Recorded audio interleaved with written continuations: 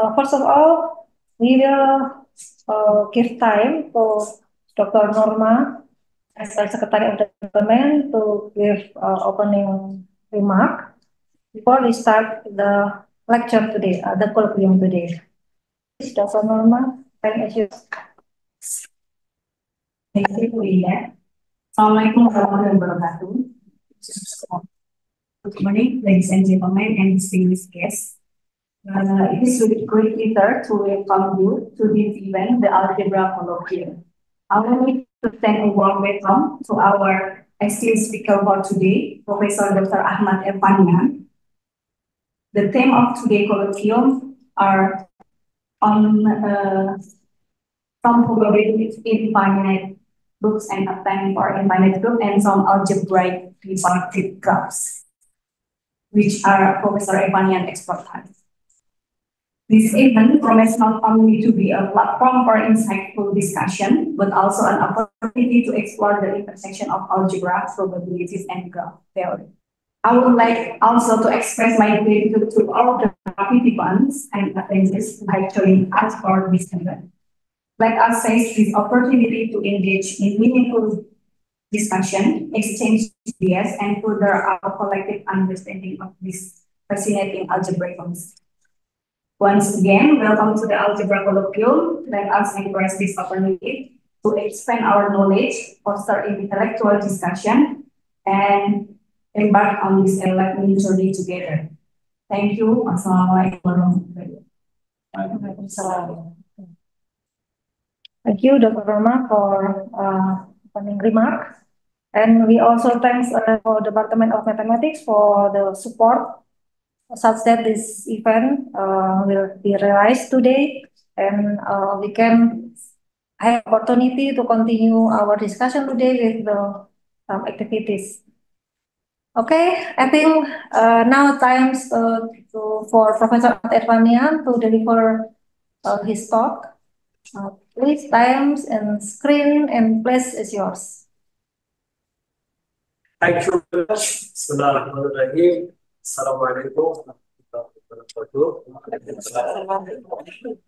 It's my pleasure to be here as a second or third times in this university. And first of all, I would like to thank all of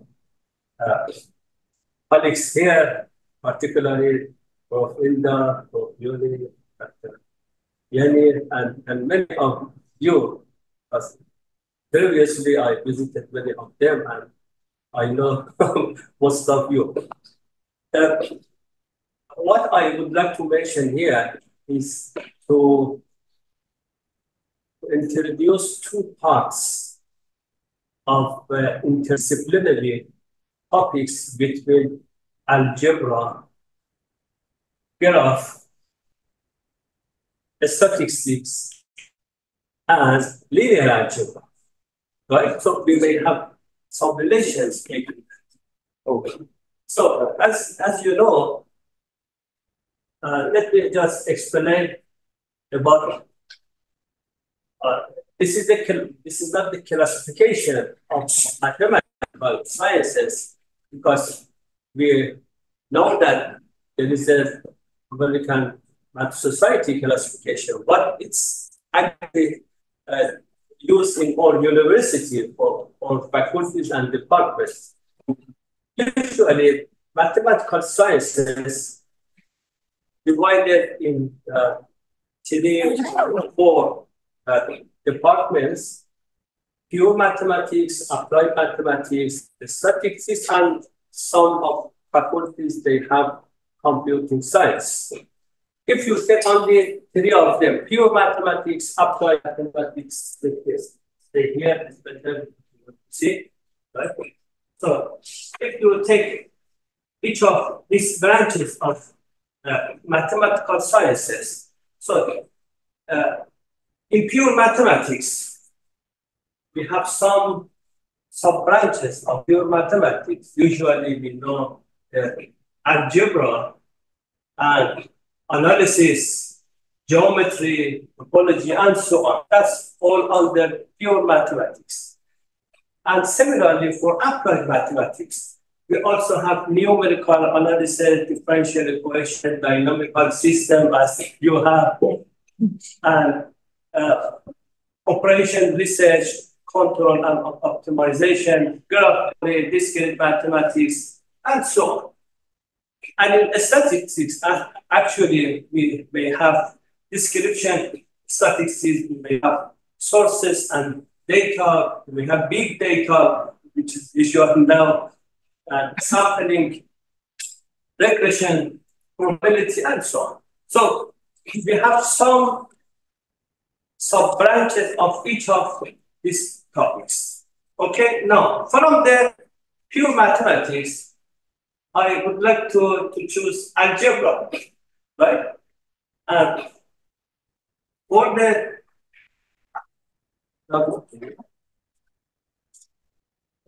yes, for the second branch, pure mathematics, I would like to take graph theory, and for the third part from the statistics, I'm going to choose probability.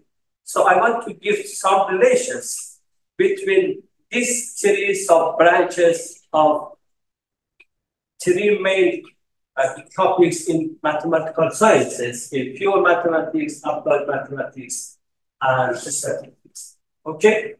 So, as you know, in algebra, we have also some sub branches of algebra. We have a group theory, which is one of the important topics in algebra. We have a ring theory. Of course, we may have commutative ring or non-commutative ring. We have module theory. We have commutative algebra, non-commutative algebra, many things. Right? Now, from algebra, I may choose group theory. So, take group theory from algebra, which is sub-branches of pure mathematics.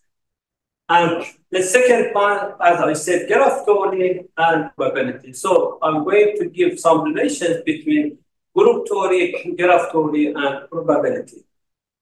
It's usual when we talk algebraic graphs means something between algebra and graph theory, which is actually denote to graphs associated to some algebraic structure.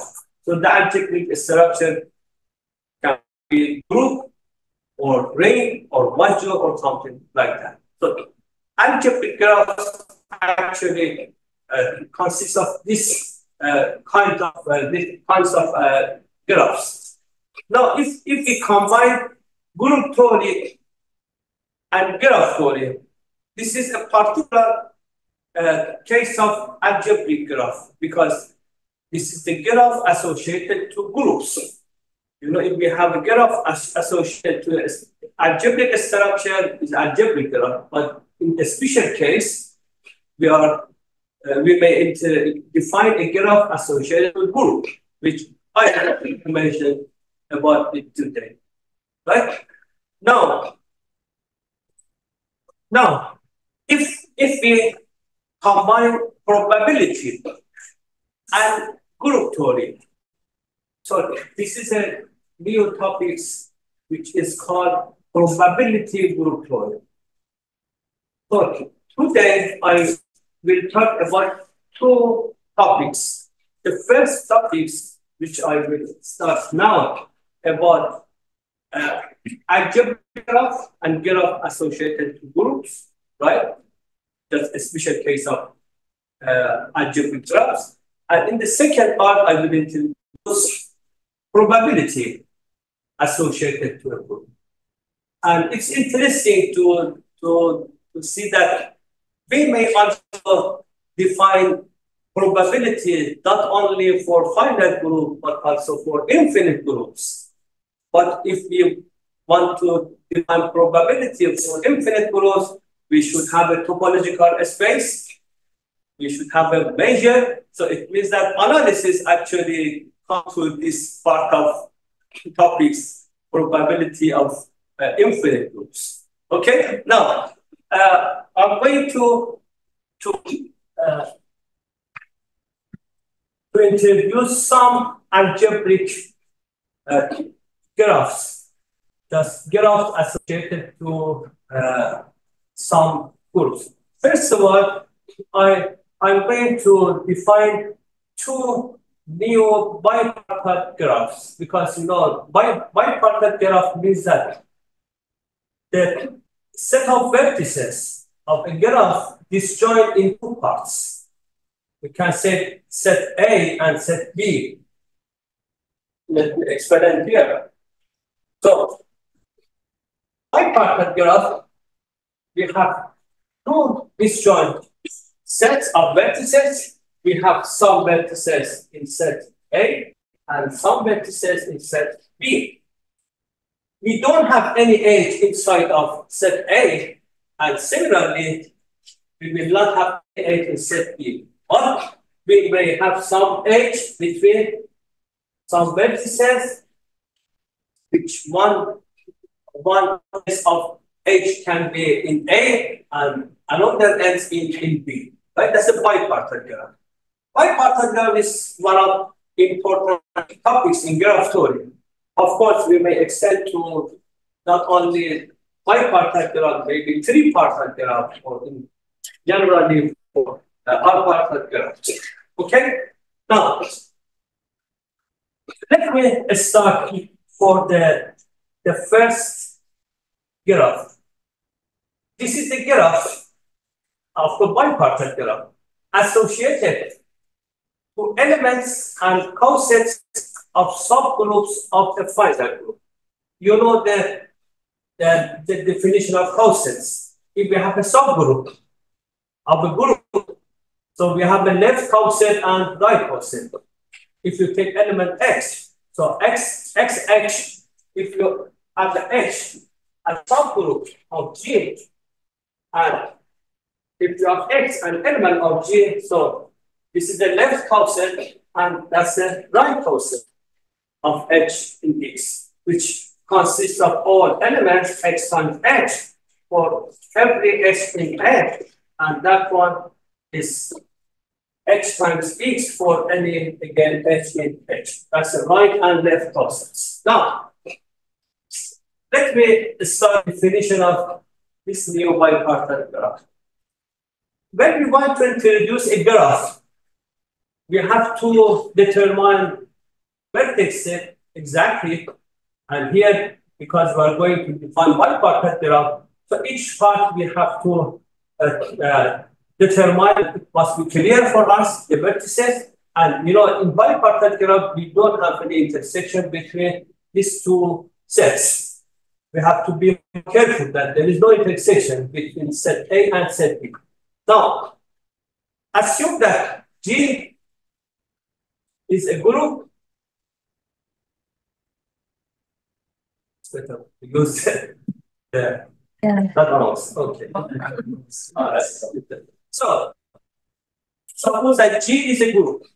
Of course, we always assume that G is a finite group because, we are talking about the finite graphs with finite vertices, right? So put L of G as the set of all subgroups of G.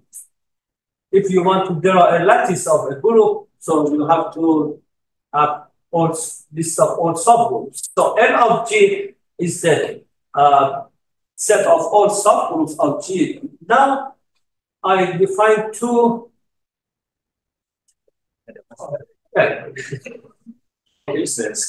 Maybe that one is better. So I'm going to define vertex set. So I should define two disjoint subsets for bipartite graph. The first set called A, we can take all elements of the group G as sets, right? And B is the set of all subgroups of G. Now, how is the edge between these two sets? We can say that X element X is adjacent to subgroup H, if and only if we have this situation, XX equal to HX. So it means that the left coset is equal to the right coset, right? We know that we have this property for some sort of subgroups. For example, if you have a normal subgroup, obviously we have this situation, right? Now, so this is the graph. Let me give an easy example. So suppose that S3 is the symmetry group. We have 6 elements, right?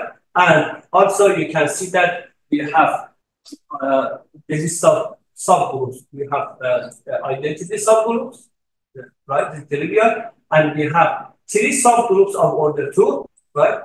So H1, H2, and H3 is 3 subgroups of order 2, and 1 subgroup of order 3 that's generated by 1, 2, 3, and the whole subgroup is S3. So we have 5 subgroups in the second part. In the first part, A consists of 6 elements, and in the second part, we have 5 subgroups, right? Now, this is look at identity. Well, identity, we have a just nice lemma that if you have a subgroup H or group G, so the left coset or right coset is equal to that subgroup, so X is equal to H if and only if X belongs to H, right? So you can see that here identity is adjacent to all subgroups because identity times a subgroup H for any of H0, H1, 2, 3, 4, 5, 6 is equal to the subgroup times identity. Now look at for 1, 2. For 1, 2. 1, 2, X0 is identity subgroup. So 1, 2, X0 is equal to H0, 1, 2, right? Because 1 to H0 consists of only 1, 2, and H0, 1, 2 similarly is so 1, 2 is adjacent to H0. How about the others? 1, 2 can be adjacent to H1, which is consists of identity and 1, 2, right? No, do we have any more?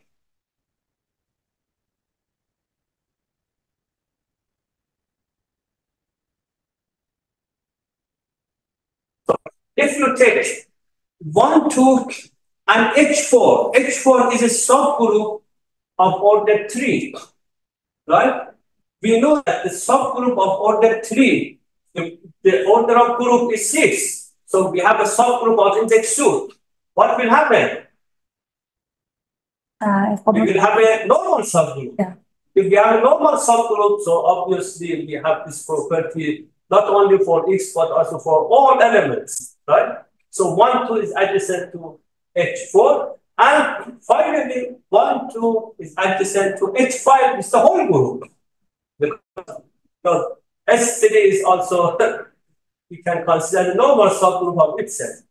So H2 can be adjacent to 4 of subgroups in the second part, and we can see it for other elements. So that's the graph. Now, let me give another example. Look at cyclic group of order 8.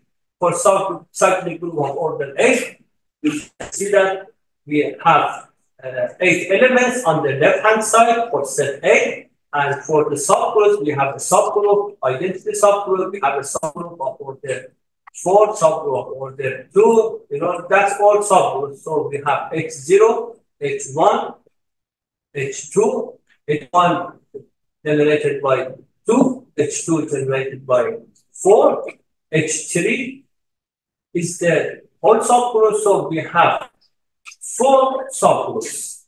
Now, the graph this is a bipartite graph. Okay, now, which is a graph K84. So let me give some results about the graph.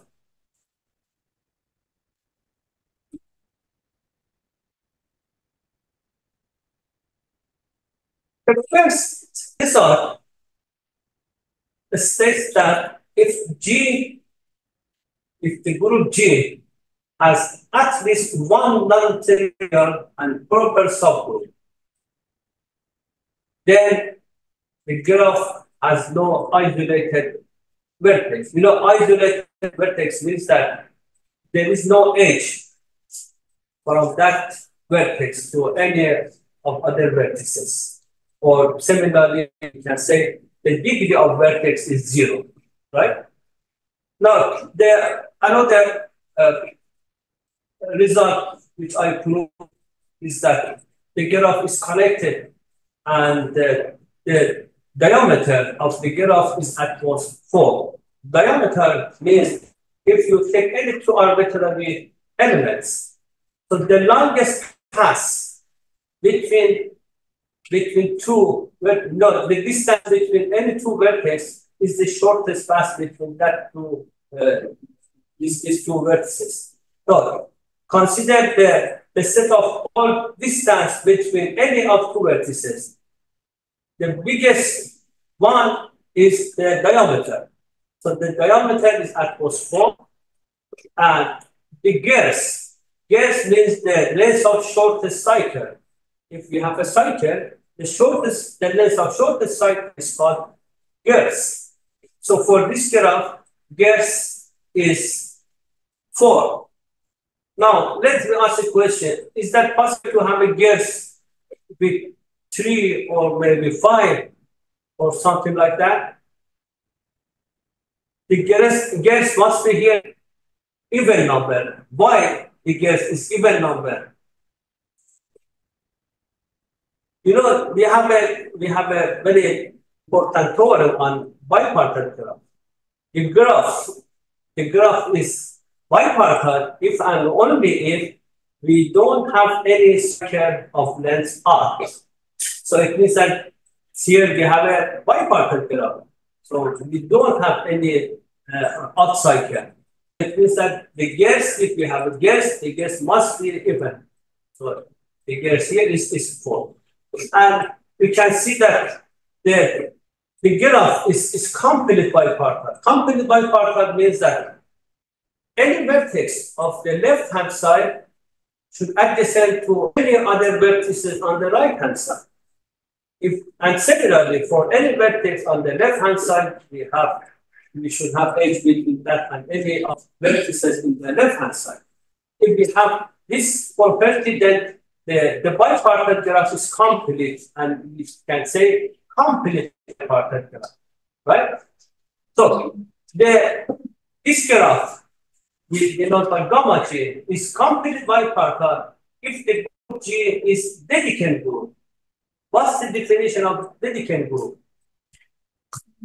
If any subgroup of a group is normal, right? Then the group is called delegate group. So it's obvious that if we have an abelian group, then every subgroup obviously is normal. But we may have some non-abelian group with that property. If we have a non-abelian group with this property that every subgroup is normal, in this case, we can say that the group G is Hamiltonian, right? And the very known example of Hamiltonian group is so. Example of Hamiltonian group with non-abelian group with this property that every subgroup is normal. You may know about quaternion group. Quaternion group of order 8 can denote by Q8. The group of order 8, non-abelian group of order 8. You know, from order 8, we have two non-abelian groups, dihedral group of order 8 and quaternion group. So for the quaternion group, we have this property.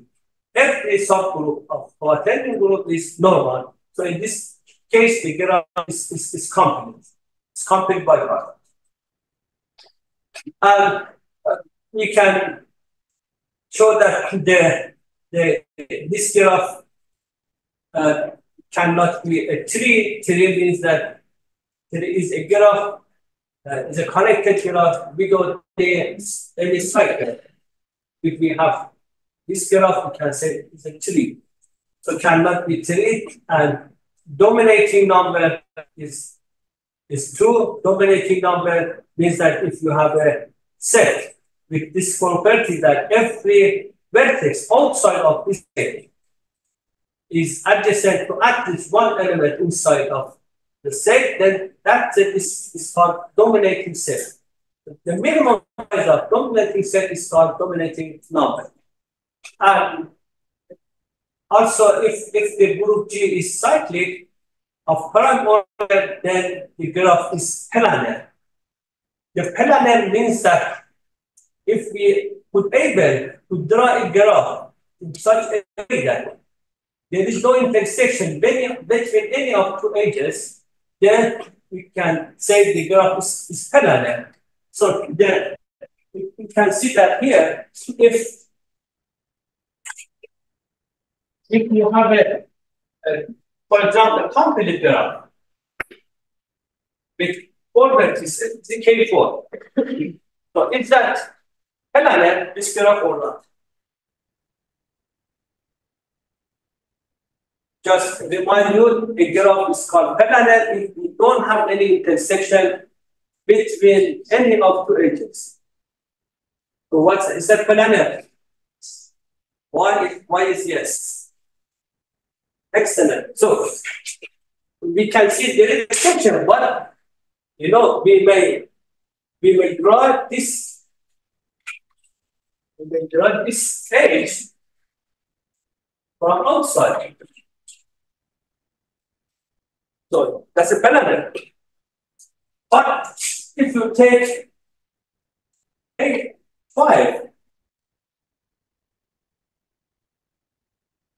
cannot possible to draw a graph in such a way that we don't have any intersection. But so this graph is planar if the group G is cyclic of order prime number. And also if G is a cyclic group of order PQ, where P and Q are 2 distinct prime numbers, then this graph is not planar, right?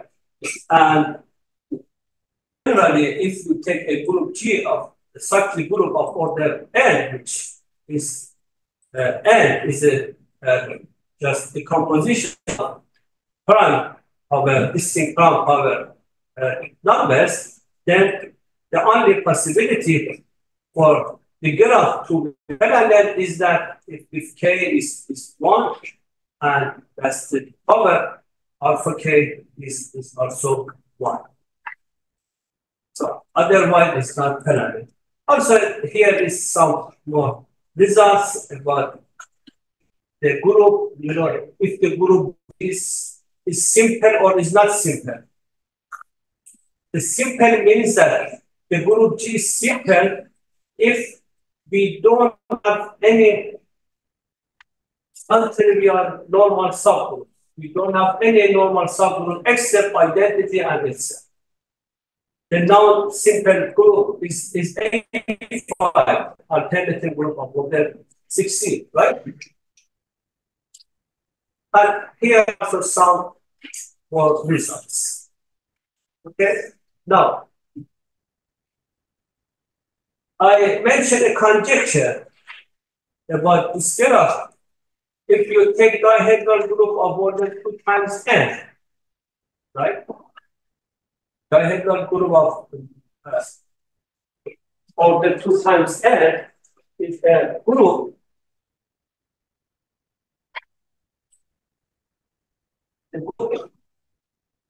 generated by 2 elements like A and B, such that A has order n, B has order 2, and we have a relation.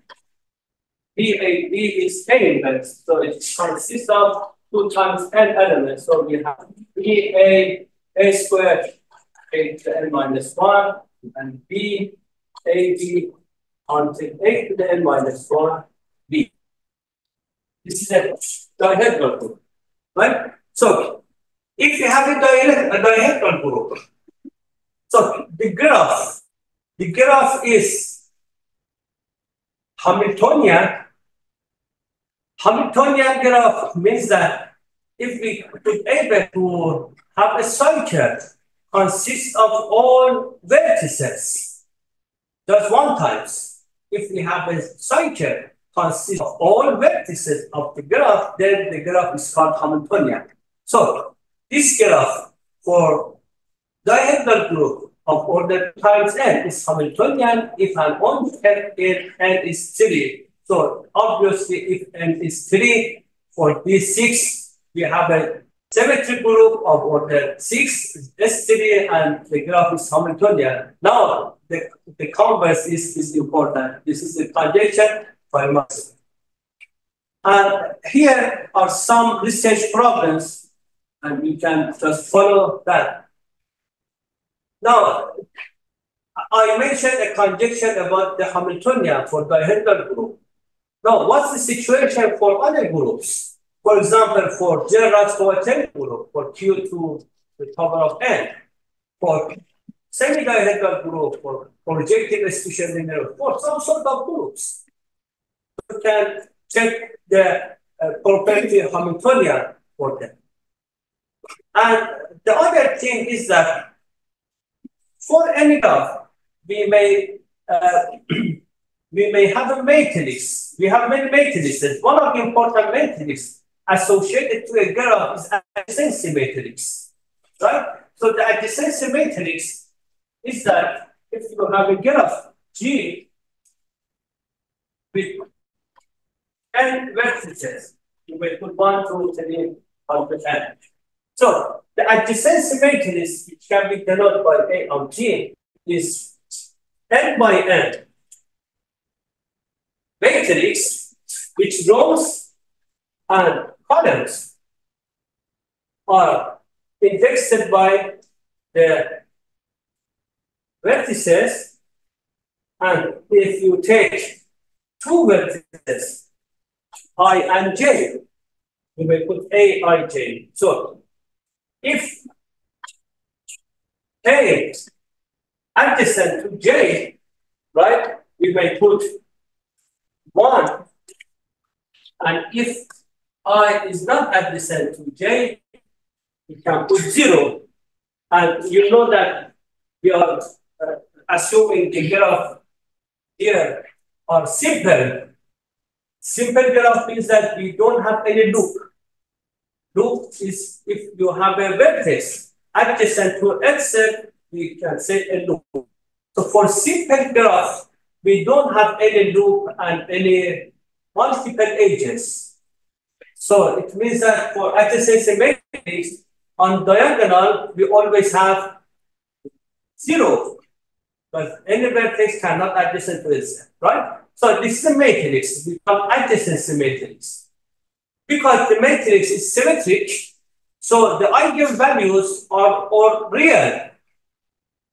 And we may compute the just set of all eigenvalues which are a spectrum of this graph. And if you get the sum of absolute values of all eigenvalues, you will get the energy of the graph. This is the definition of energy, right? Now, the second question is that to find adjacency matrix for some kind of groups. For example, for the dihedral group of order 2 times n. So what's adjacency matrix? What's the eigenvalues? And how can we say about energy, right? Now, let's move to, May I, sorry? yes. What is the semi-dihedral group? Group. Semi-dihedral group. Semi-dihedral group we can denote by SD. SD to the power of n. Right. We have some more relations. It's a little bit different to dihedral group, right? I may later give you the presentation. It can be generated by A and B, but different relations. Okay. It's different to that. It's similar to quaternion group. For quaternion group, general quaternion group, also we have two generated, but with different relations. Okay.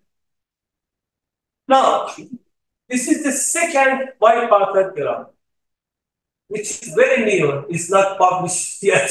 So I just introduce here. This is another graph, another bipartite graph associated to subgroup, to element and subgroup. So as you just see for the previous, we are going to introduce another bipartite graph. So first we have to consider two disjoint sets, right? Such that we don't have any H between any of these sets, and also give a rule for having an H between them. No, suppose that G is a finite group and H is a fixed subgroup. You know, in the previous we consider all subgroups. Now here we are going to give a fixed subgroup. So if you have a fixed subgroup H, so the graph, the bipartite graph can be defined as A is the set of all pairs. Two, the ordered pair, both of these two components are H. It's not H1 and H2. So, for example, in symmetric group, we have identity. 1, 2, 1, 1, 3, 1, 3, 2, 3, 2, 3. So, A consists of all pairs H, comma H, which H belongs to H. What's the size of H? What size of A? Sorry. What's the size of A? H square. Is order of H. It's not H squared. It's exactly H. Yeah. Right? Because the parts the same. Yeah, two parts are the same, right? Now, then the second part of the vertex set is the all elements of the group G, right? Now, we have a notation. You know, we have the definition of commutator. Commutator between two elements in a group. If we have a commutator, for example, xy, it means that it's equal to x inverse, y inverse, xy. That's a commutator, right? Now, we may have some commutator of weight 3.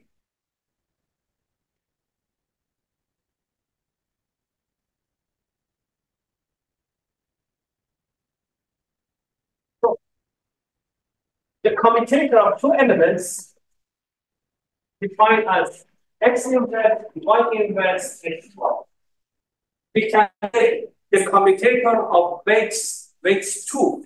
The four trees, the commutator of three elements, x, y, for example, z, is the commutator of the first one is commutator of x, y, and z, which is x inverse, y inverse, x, y, and z. So you have to continue again with this. So this one is a commutator of weight 3, right? And similarly, you can define commutator for more than 3 weights. Now, we can say that from the left-hand side, we have the pair HH. On the right-hand side, we have element X. So we will have an H between the pair HH and X if we have the commutator of weight 3, so the commutator of X, HH is not equal to identity. You know, if we have the commutator X and Y is identity, what's the meaning of that? What's the equivalent of this condition? If the commutator is 1, commutator of X and Y, it means that X and Y commute. Because you have X inverse, Y inverse, X, Y is equal to identity. So if you want just multiply from X and then Y from the left hand side, you will get X, Y is equal to YX. Now here we have the commutator of X, H, and H is not equal to identity. Now let me give a point here. You may know about you know about Engel group. Engel group, or particularly two Engel group, is one important topics in group theory. So a group G is called two Engel group if and only if we have this property that the commutator of weight 3, X, Y. Y is identity for all X and Y in group G. And it's not so difficult to show that if a two-angle group, then the group is nilpotent of class at least 2. Right? Now, the idea of defining this graph actually comes from the two-angle group.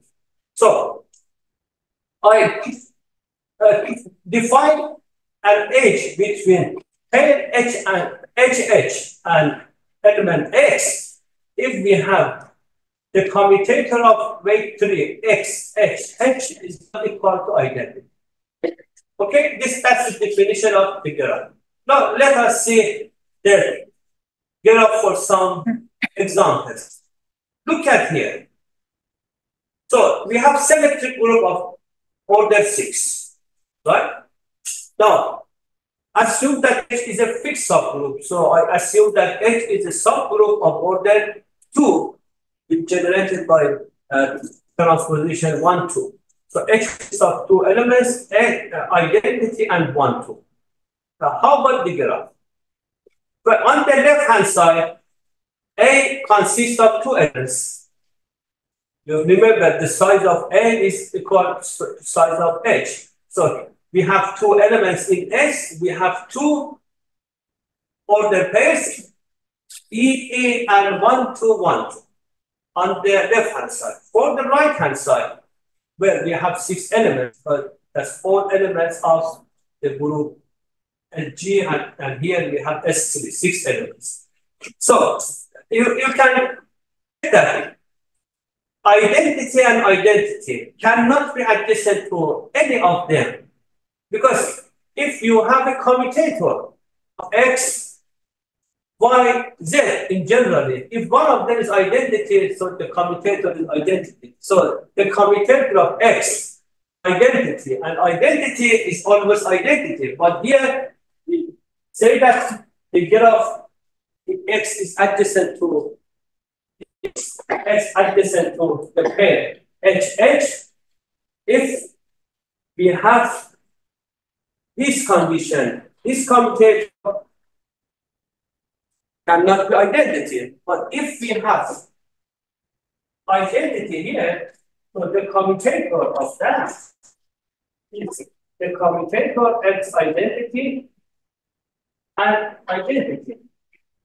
But here, in the commutator, you have one of X or Y is identity element, then the commutator is identity, because X and identity can be a commute. So you can see that the pair E and E cannot be adjacent to each of them. So it means that the pair E and E is an isolated vertex, right? And in the second part, if you take element E, if we take X equal to E, right? Here also, E cannot be adjacent to any other pace because again the commutator of E and 1, 2, 1, 2 is identity. So it means that in this graph we may have some isolated vertices. If we have some isolated vertices, so we cannot say about connectivity because if you have only one isolated vertices, so it means that the graph is not connected. So sometimes when we have this situation, we may put extra condition for having H, right? Or we may reduce the subsets A and B. We remove isolated vertices from the left and right hand side to say something about connectivity, because if the graph is not connected, so we cannot say about diameter. Diameter is for the connected graph, right? Now, for this reason, I just prepare the new version of the graph.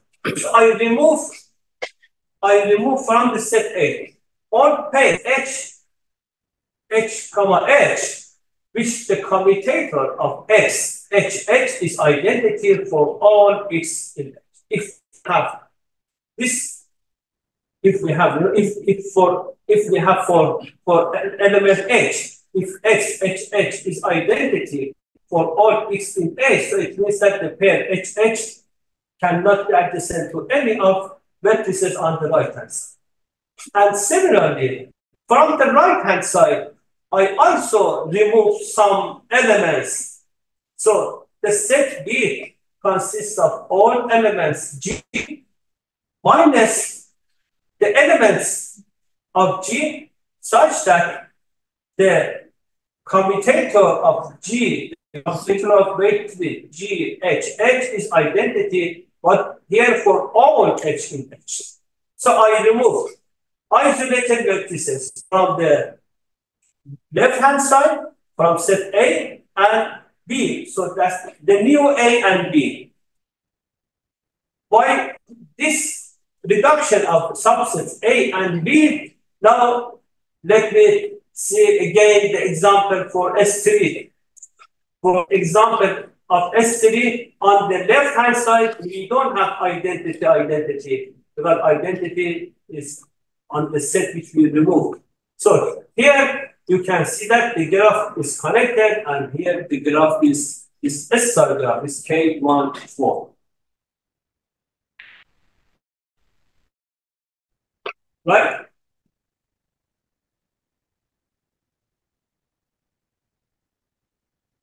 Another example is if you take the group G, is A4, alternating group of order 12, and H is a subgroup of order 3.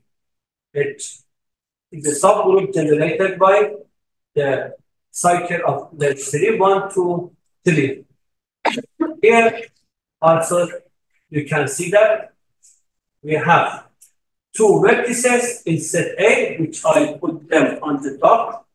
1, 2, 3, 1, 2, 3, and 1, 3, 2, 1, 3, 2. And also remove something, because we remove 3 of elements from the right hand side. So that's the graph. Now, there are some results. First one, by this new sets A and B, well, the graph has no isolated vertices because we remove them. And if H is a normal abelian subgroup of it, so what will happen if H is abelian and normal? The point is that if we have, or even if the group G is abelian, what will happen? So the commutator is always, for any of 3 elements, is identity. So you don't have any edges. And also sometimes you may have no vertices because everything removed, right? So in this case, the set A and B are empty. Now, if the group G is not abelian, but H is an abelian, then we can see that there are some cases the graph is S star if and only if the subset A has only one element. And in this case, the graph is not Hamiltonian, but the graph is Eulerian. Eulerian means that if we have, if we can pass all edges one times, if we are able to draw a path consists of all edges, then the graph is called Eulerian. Or similarly, if the width of any vertex is even, then the graph is Eulerian. Right, here are some examples. Okay, now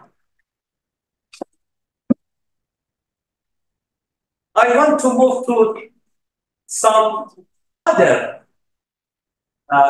algebraic graph, of course, graph associated with Bejo. You assume that you're talking about the graph associated with. So there are, I defined two bipartite graphs, but we can also define some other graphs. You know about the Cayley graph. Cayley graph, one of the oldest algebraic graph. What's the definition of Cayley graph? We have a group G for Cayley graph.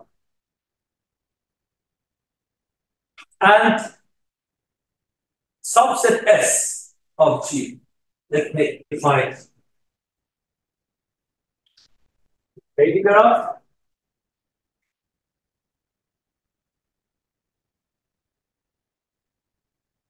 So, suppose that G is a group, of course, you may assume that the group G is finite.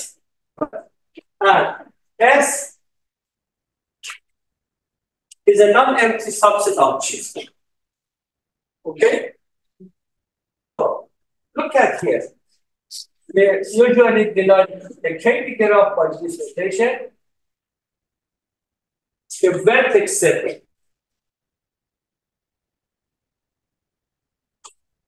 of Cayley graph consists of all elements of the group G, right? And we can say that X is adjacent to Y if and only if X, Y inverse is an element in subset S. This is the definition of Cayley graph. But we have to care about two things. If we are going to consider Cayley graph as a simple graph, so it means that we could not have a loop. So it's not interesting for us to have a loop. If we have a loop, what will happen if we have a loop? X is adjacent to X. It means that X inverse is in S. So it means that identity is in S. So because we don't like to have a loop, first we assume that the identity is not inside of S. But if we have identity inside of S, then we will have a loop. Another thing is that we usually happy to have undirected graph because graph may be directed. So X is adjacent to Y, but it's not necessarily Y is adjacent to X. So if we want to have undirected graph, we should have an extra condition to S. You know that if Y is adjacent to X, so it means that Y X inverse is in S.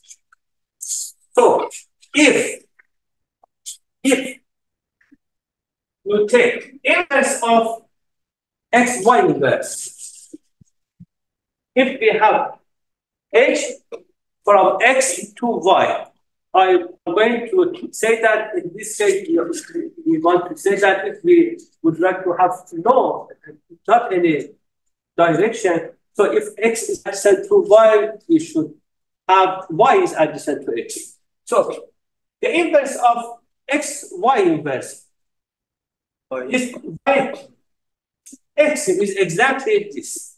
So if I put another condition that S inverse means the inverse of any element inside of S.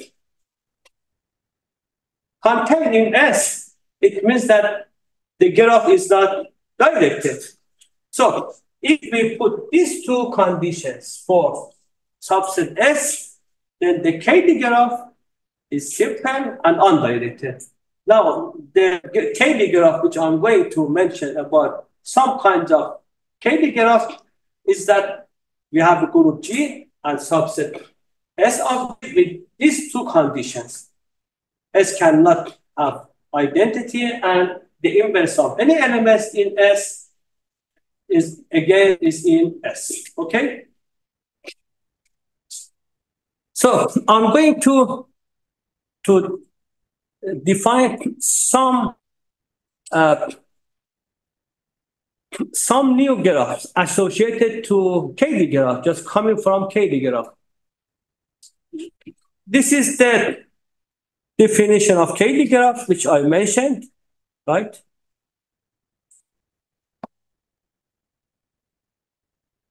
What's that?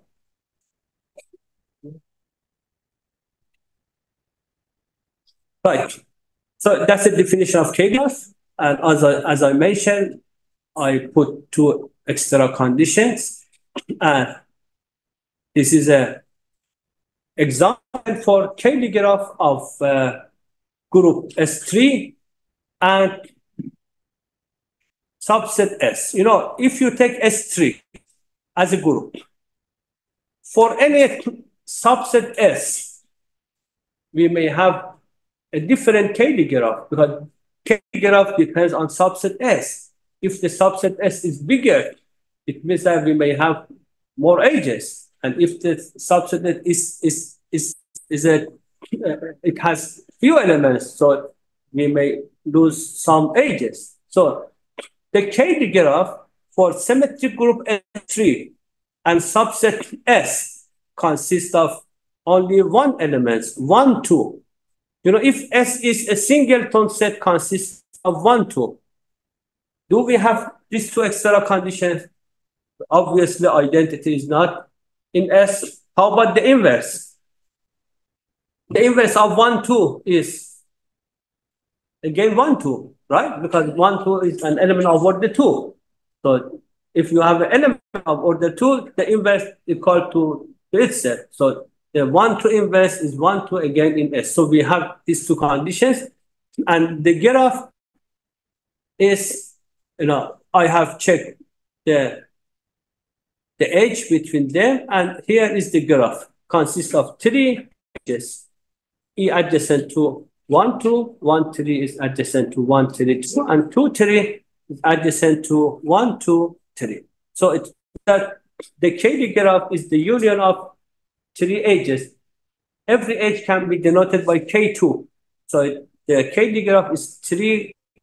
3K2 means the union of 3 copies of K2, 3 edges. If we change the S, subset S, with this, so it means that I'm going to make S bigger. S consists of 1, 2 as before, and also 2 more elements, 1, 2, 3, and 1, 3, 2. Can we consider S only 1, 2, and 1, 2, 3? Without 1, 3, 2 consists of 2 elements. 1 plus 1, 3, 2 is the inverse of 1, 2, 3. Because if we have 1, 2, 3, the inverse of 1, 2, 3 must be in S, right? So we should have 1, 3, 2. So S consists of 3 elements. You may remind my term. So We still have time, yeah? The moderator. Yes. We still have time, yeah? Yes. Okay, just let me know. Yes. So when I finish this part, maybe give some break for the second part, okay? Yes. Now, so if you consider S consists of three elements, 1, 2, 1, 2, 3, and 1, 3, 2, you can see the graph is, the KD graph is here, right? Now, what's the biggest size of S? If you have a group G, the biggest size of S is G minus identity, because we have to remove identity. And if you take G minus identity, so inverse of any element in G would be in G. So the biggest size of subset S is the group G minus identity. So here, if you take S is S3 minus identity, then you can see that the graph is a complete graph. So it means that for KD graph, if you have a singleton set of S, you have few edges, and if you add something to S until the biggest size is the group G minus identity, then you will get many edges and it's a complete graph. Okay? So we have some basic results on KD graph is known in many books, right? So as I mentioned, if you take S as the biggest size, G minus identity, so the KD graph is complete graph. And it's interesting to see that the KD graph is always regular. What's the meaning of regular graph? If the degree of any vertex are the same, right? So, for example, complete graph is regular graph. Sometimes we can say that R regular. R regular means that the degree of any vertex is R. So if you have a complete graph Kn, it's equal to say that the graph is n minus 1 regular, right? Now, the KD graph is regular, and the regularity is the exactly size of subset S. So if you have a subset S of size 1, it means that the graph is 1 regular, so you have some only edges. If you have a subset S of subset of size 2, the graph is 2 regular. In 2 regular, you should have a cycle, right? So the KD graph is size of S regular. The connectivity of KD graph depends on subset S. If the subset S is generated for the group G, then the graph is connected, right? And you know that S is a generating set. The group generated by S is the whole group, okay? And also, if we have automorphism in group G, you can see that the KD graph of G and subset S is isomorphic to the KD graph of G and the just image of S on the automorphism theta. But you can see this is the isomorphism between two graphs. We have isomorphism between two groups is different to the isomorphism between two graphs. If you have isomorphism between two graphs, it means that you should have a bijection between two vertex sets of two graphs, and also the map between these two subsets should preserve edges.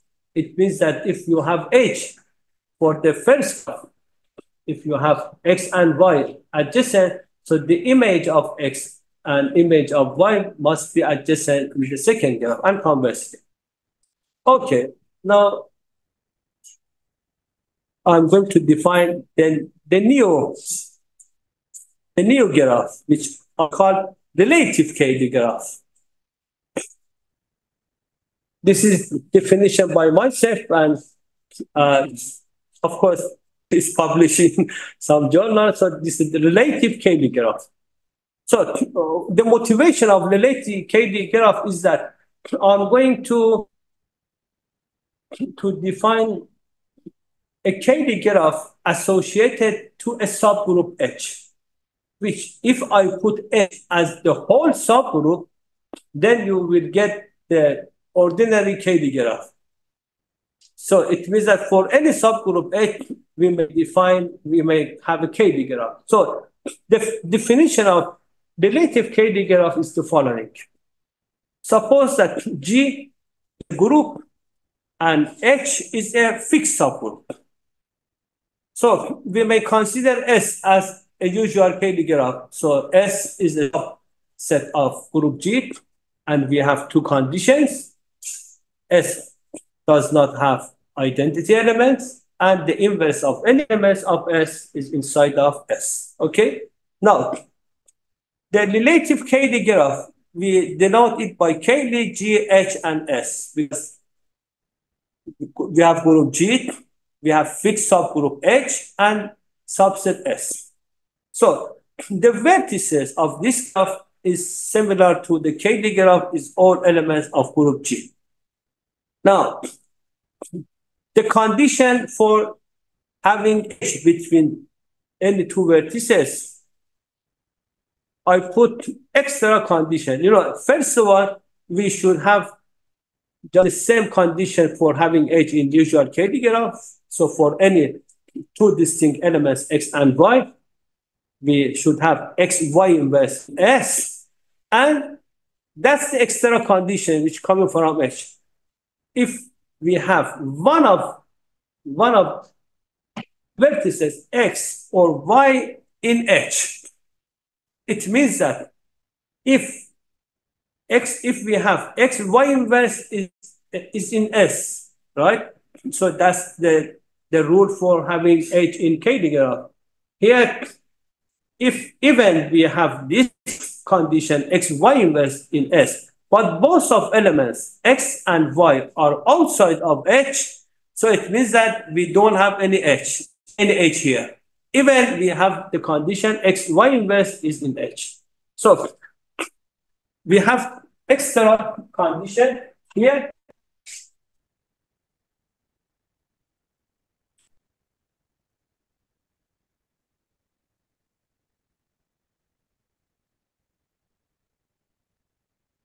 So X is adjacent to Y in the relative KD graph if we have conditions.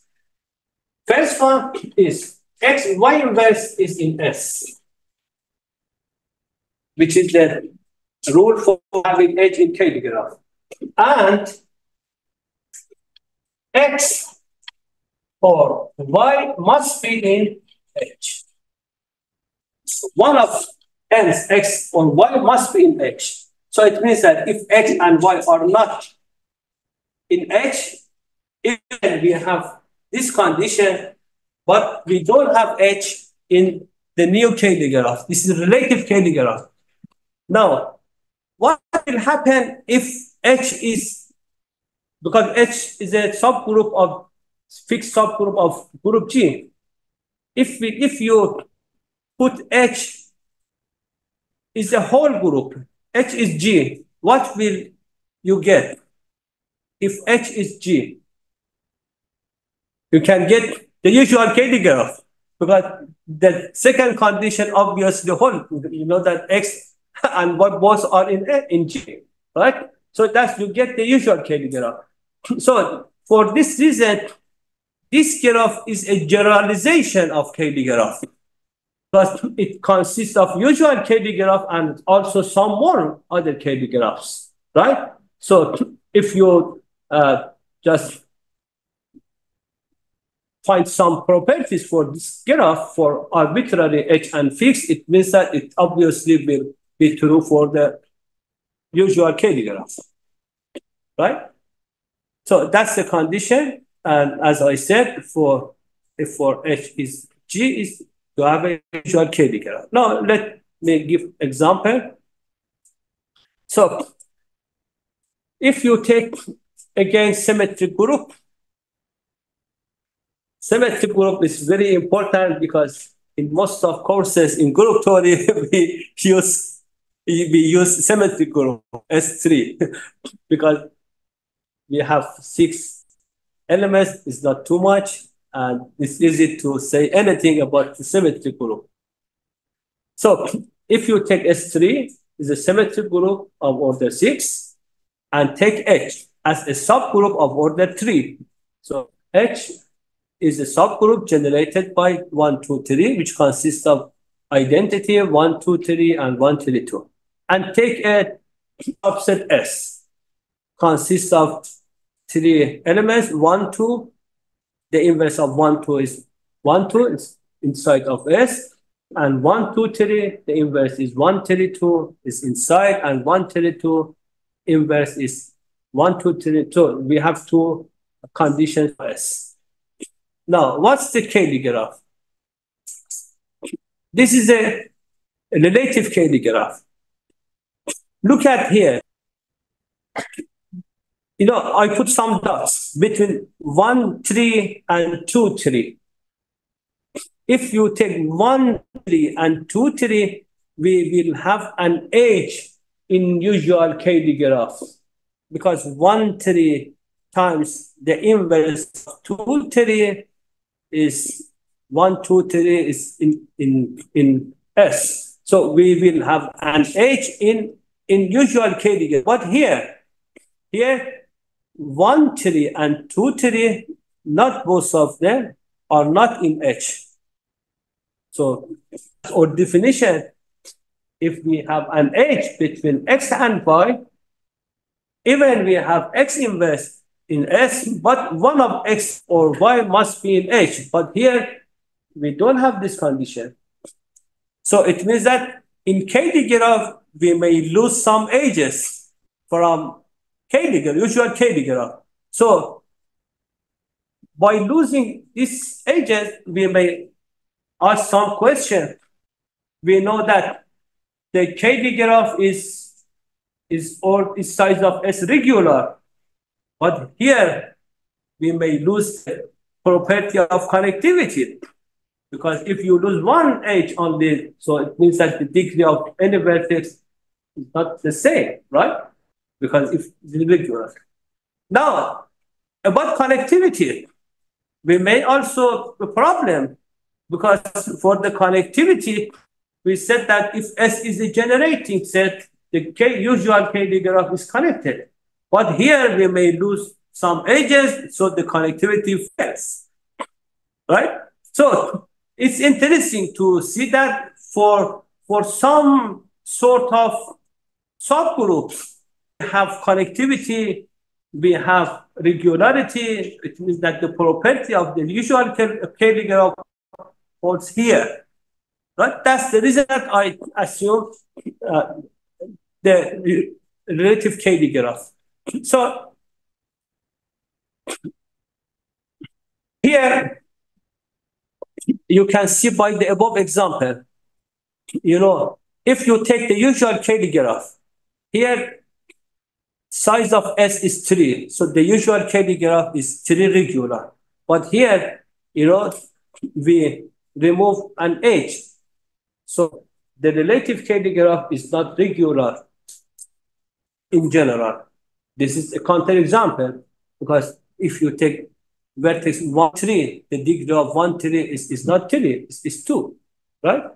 So it's not regular.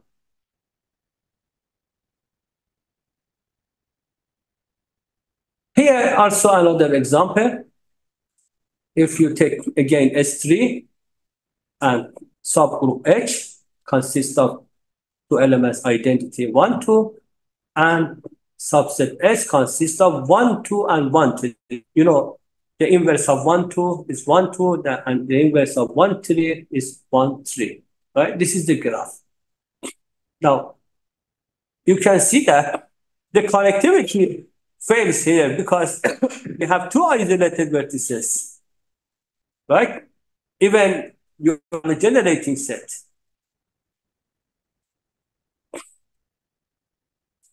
Now, here are some results which I found. So the relative KD graph is regular if we have these conditions. So the index of subgroup H in G is 2. It means that H must be normal. And also S and H, because we have subset S of G and we have a subgroup H. Of course, H is a subgroup and H is a subset of G. So the intersection of S and H is empty. So we should have not any element inside for the intersection. So if the intersection is empty and the index of 2, then we have regularity. And if we remove, if we put identity into S and put S star. So S star is S union to identity. S does not have identity elements. If we add identity, then put S star, then you can see that this is the condition for having isolated vertex. Then, if X belongs to G minus H S star, then X is isolated as an isolated vertices, and that one is another condition for having connectivity, right? And number 5 is the KD graph, relative KD graph, when this graph is 3. This condition for having 3, or is triangle free. Triangle free means that we don't have any cycle of length 3. Here are some research problems. So the one of question in usual KD graph is that when KD graph is bipartite graph, when KD graph is bipartite graph, in some cases there are some papers they show that if you take G as a symmetrical group, G is a symmetrical, and take S as a set of all transposition of Sn, it means the set of all elements of length 2, then the KD graph is bipartite. And you may consider the 2 parts. You can put even permutations on the left-hand side and odd permutation on the right-hand side. In this case, for a special S, which I mentioned, the KD graph is bipartite. Now, how about the other groups and other subsets, and in particular for relative KD graph? So for what subset S and what subgroup of H, the relative KD graph is bipartite. This is a problem, and you may deal with this problem. You may consider, for example, take the group G as dihedral group, and S is a subgroup, and H is a subgroup, and S is a subset with these 2 conditions. So when the relative KD graph is bipartite, right? This is the question. Before I start the new topics and other topics, I think if there is any question on this graph which I introduced, so you may ask first here and then by online participant.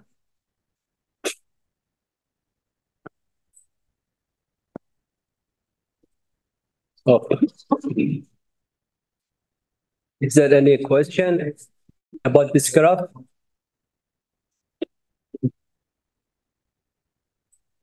There is.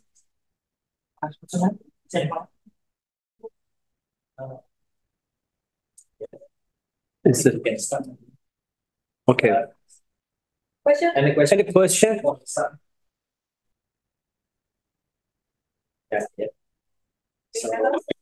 Okay.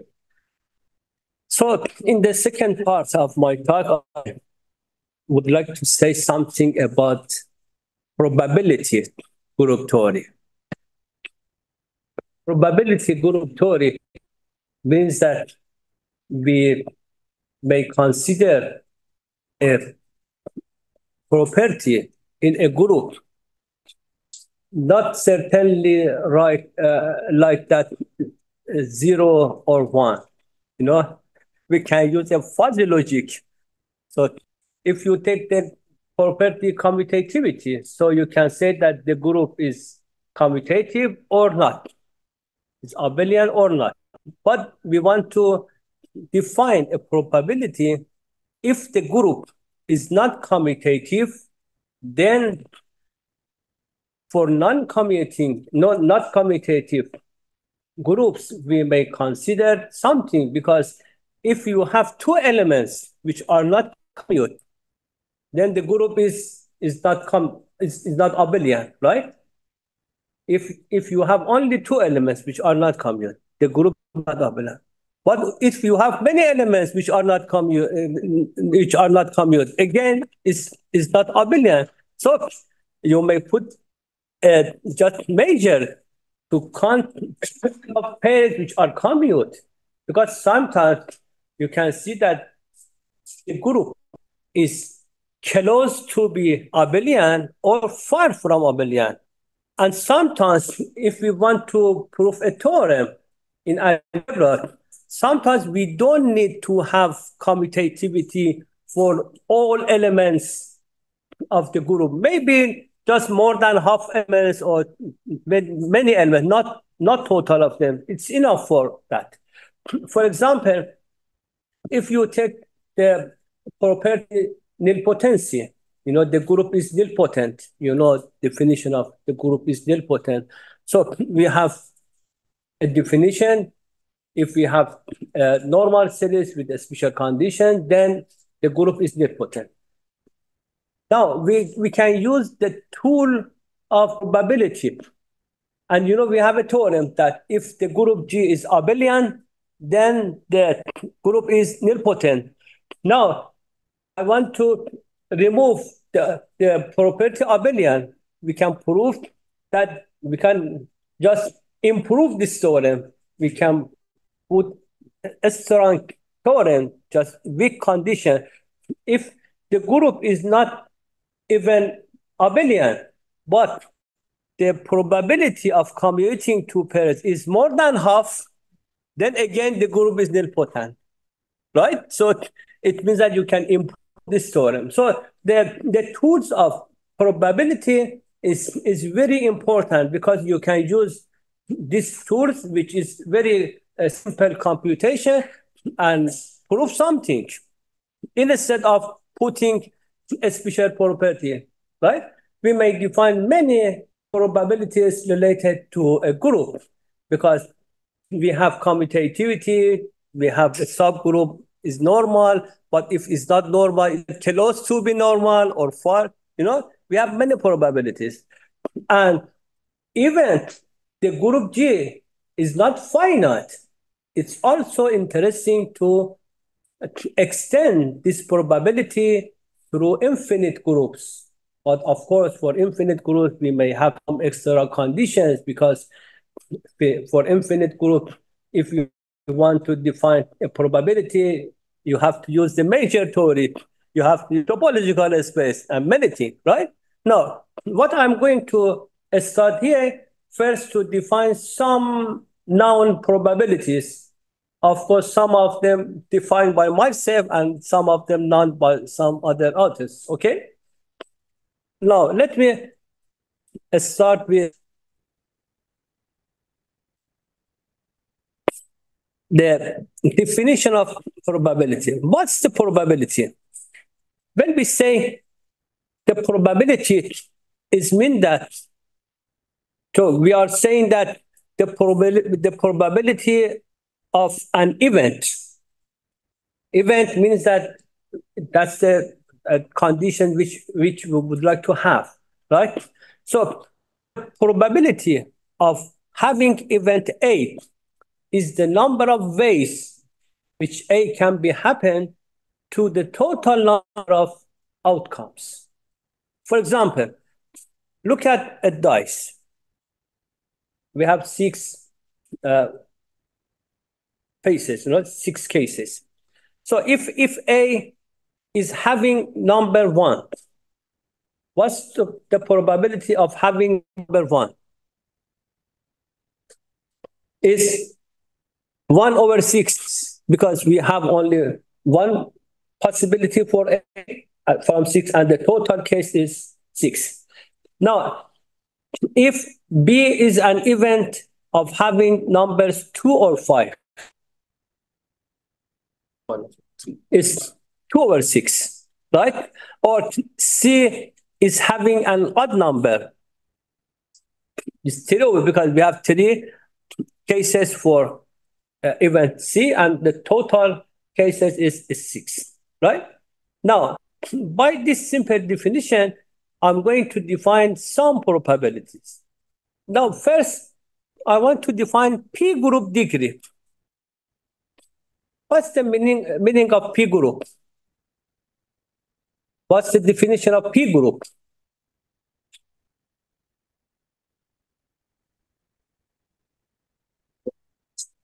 Yeah, if the group is finite, well, the group is P group if the order of the group is a power of P, right? But in general, not only for finite, we can say that the group G is P group if the order of every element of a group G is a power of P. So, we may have infinite P group, not only finite. We may have some examples of infinite group which they have this property that the order of each element is a power of P, right? But in finite case, this definition is equal to say that the order of group is a power of P. So you know that if you take any elements, right, in finite case, the order of any element divide the order of group. So if the order of group is P group, so it means that the order of any element of a group is a power of P. Now, I'm going to define the P group degree. If we have a P group, we have the property of having order of each element is a power of P. If we have this situation, then the group is P group. But sometimes the group is not P group because we may have some few or more elements which they have not this property that the order of is a power of P. So we can define that. That's a definition of P group. Now we can define the P group degree as the following. The number of elements X in G such that the order of X is a power of P. Divide order of X. Divide the order of the group. So if the group G is P group, what is probability? Is 1 because all elements have this property, right? So you can see that if the group G is P group, then the P group degree is 1. And conversely, if the P group degree is 1, it means that the set of all elements having order P must be equal to the all elements of group G. So it means all elements of group G have property. So again, G is P. So the P group degree is 1 if and only if G is a P group, right? Because P group degree. Now, if G is not P group, so we may have some distinct prime numbers appearing in the order of the group. So for each for each prime number, we can see the P group degree for each of them. For example, look at S3. S3 consists of 6 elements. So the order of S3 is 6. We have 2 prime numbers in the order of 6, 2 and 3, right? So we can compute two P group, the 2 group degree or 3 group degree. It means that we can compute D, we denote dP of G, D2 of S3. That's the 2 group degree of S3 is the number of elements of S3 having order of a power of 2, right? That's a 2 symmetric S3, 2 group degree. And similarly for the 3 group degree. So if you take 2 group degree, how many elements actually we have with the property that the order is a power of 2? We have 6 elements.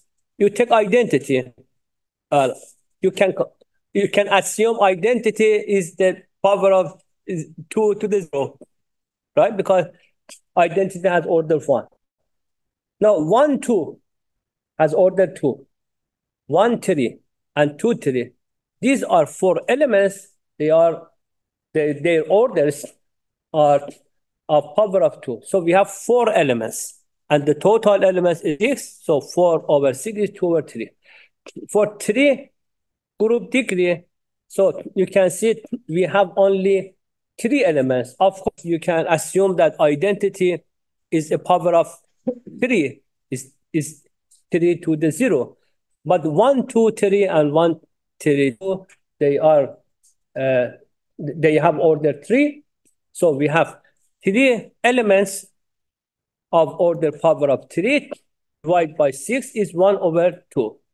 So it means that S3 can be close to be 2 group to 3 group, because the number of elements of power 2 is more than the number of elements of order power of 2.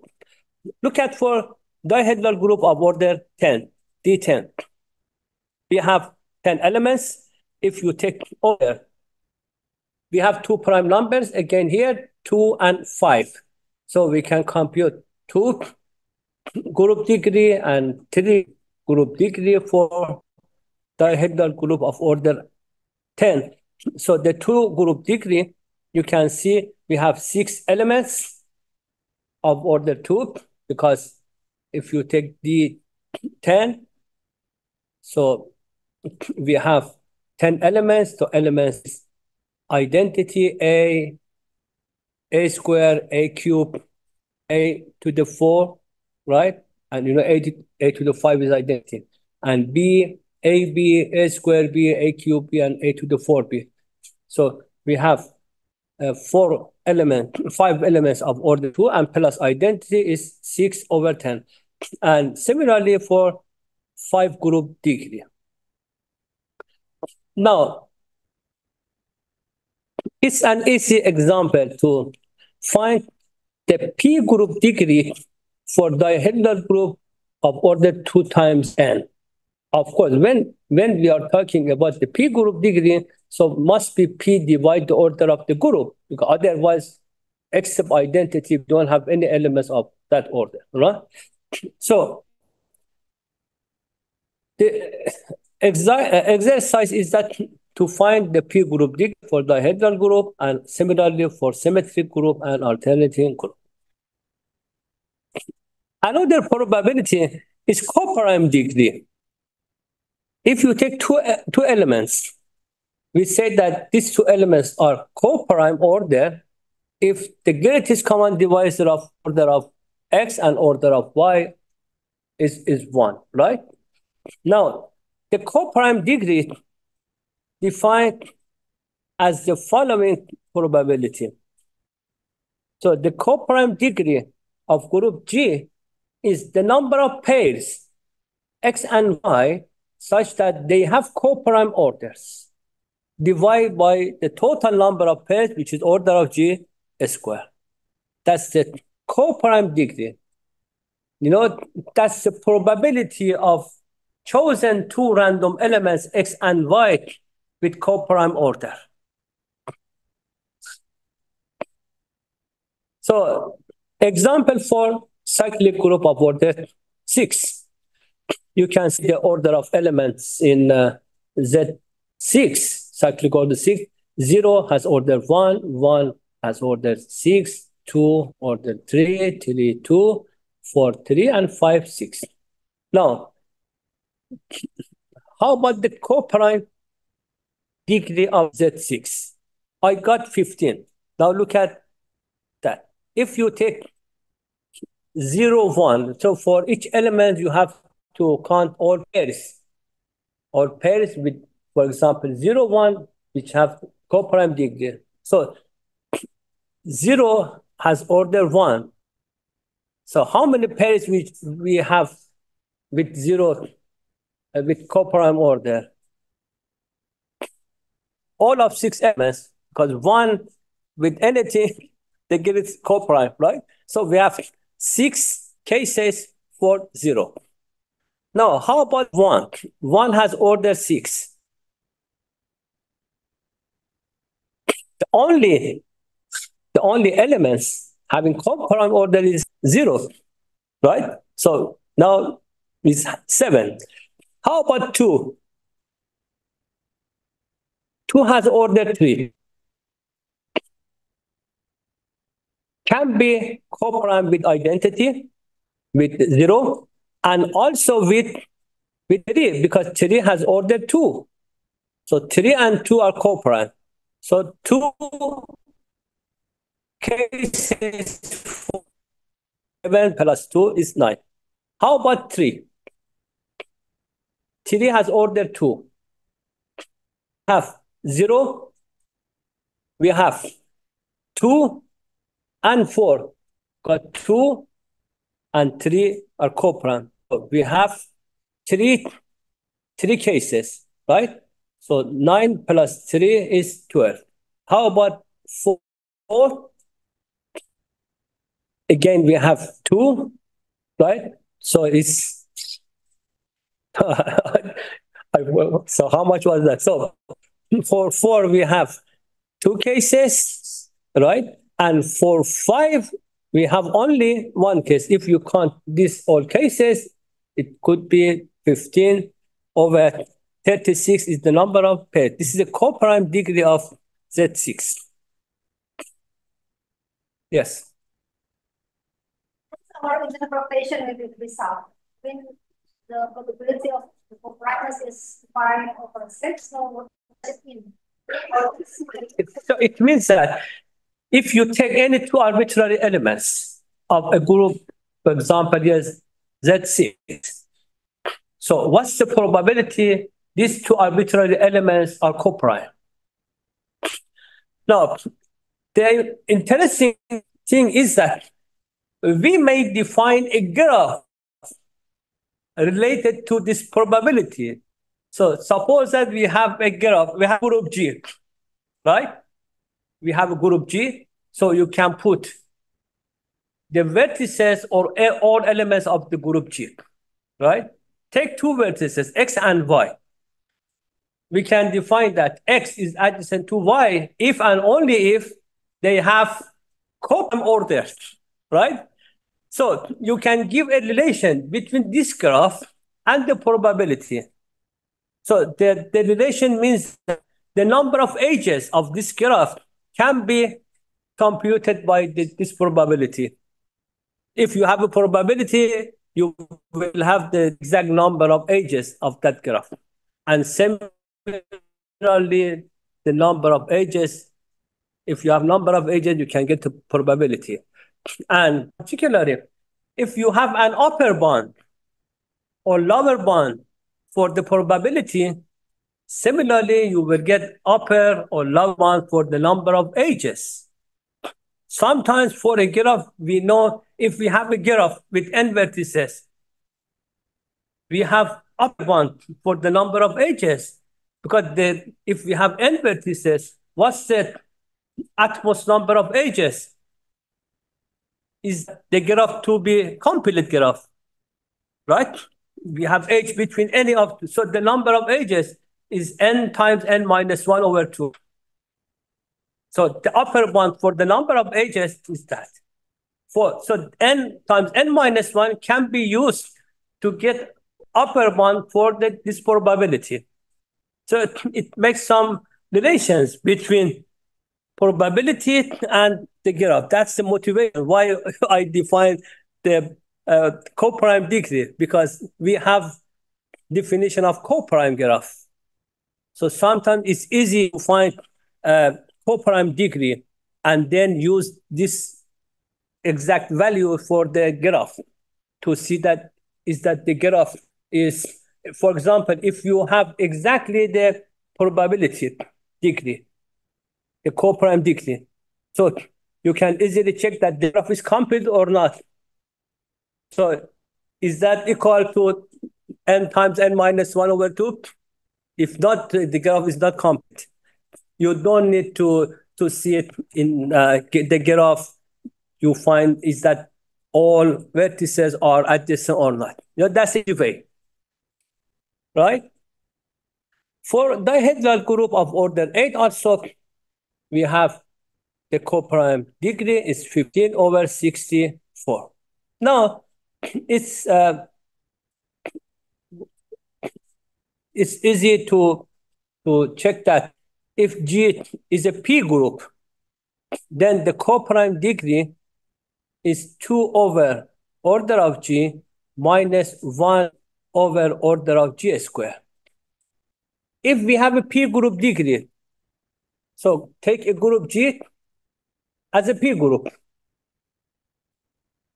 So how many pairs we have with coprime order? Identity with all elements are coprime order, right? So we have order of G. Now, if you take any other elements, the only possibility to have coprime order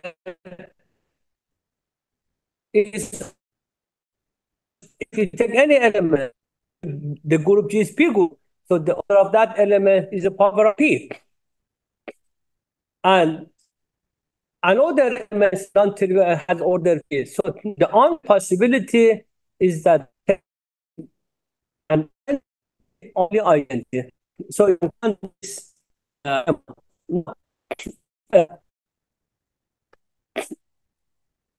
we may define of element X. My connection is not good. Okay.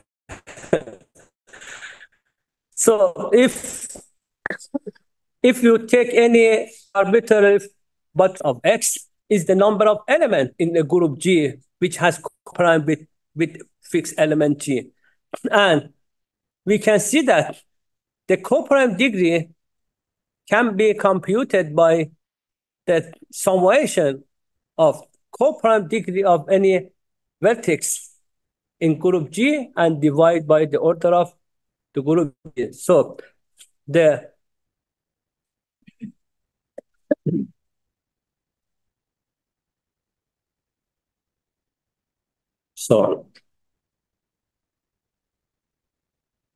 it's gone.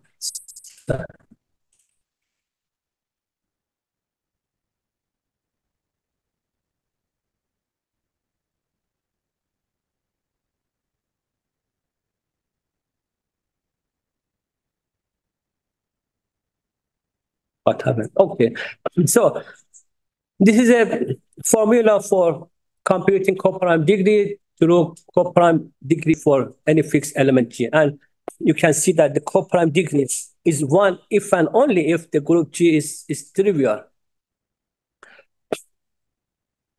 Because if you have any other elements, if, for example, have an element X not equal to identity, so the order of X and order of X are not coprime.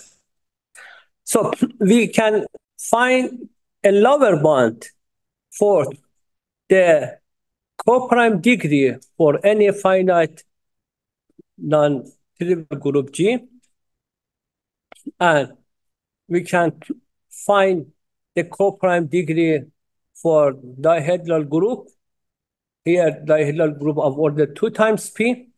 For example, order the co-prime degree of dihedral group of order 6 or order 10, right? 2 times 3, 2 times 5. That's it's 2p squared plus 2p minus 1 over 4p squared. And similar to definition of co-prime degree, we may define non-co-prime degree. So you can say that number of pairs which the order of x and order of y are not co-prime, right? And you can see that the co-prime degree plus non-co-prime degree is 1. So that's a complement of the co-prime degree. Now, another probability is commutativity degree. I think it's very known, and you know that the commutativity degree means that the number of pairs x and y which commute divided by the total number of pairs, which is order of G square.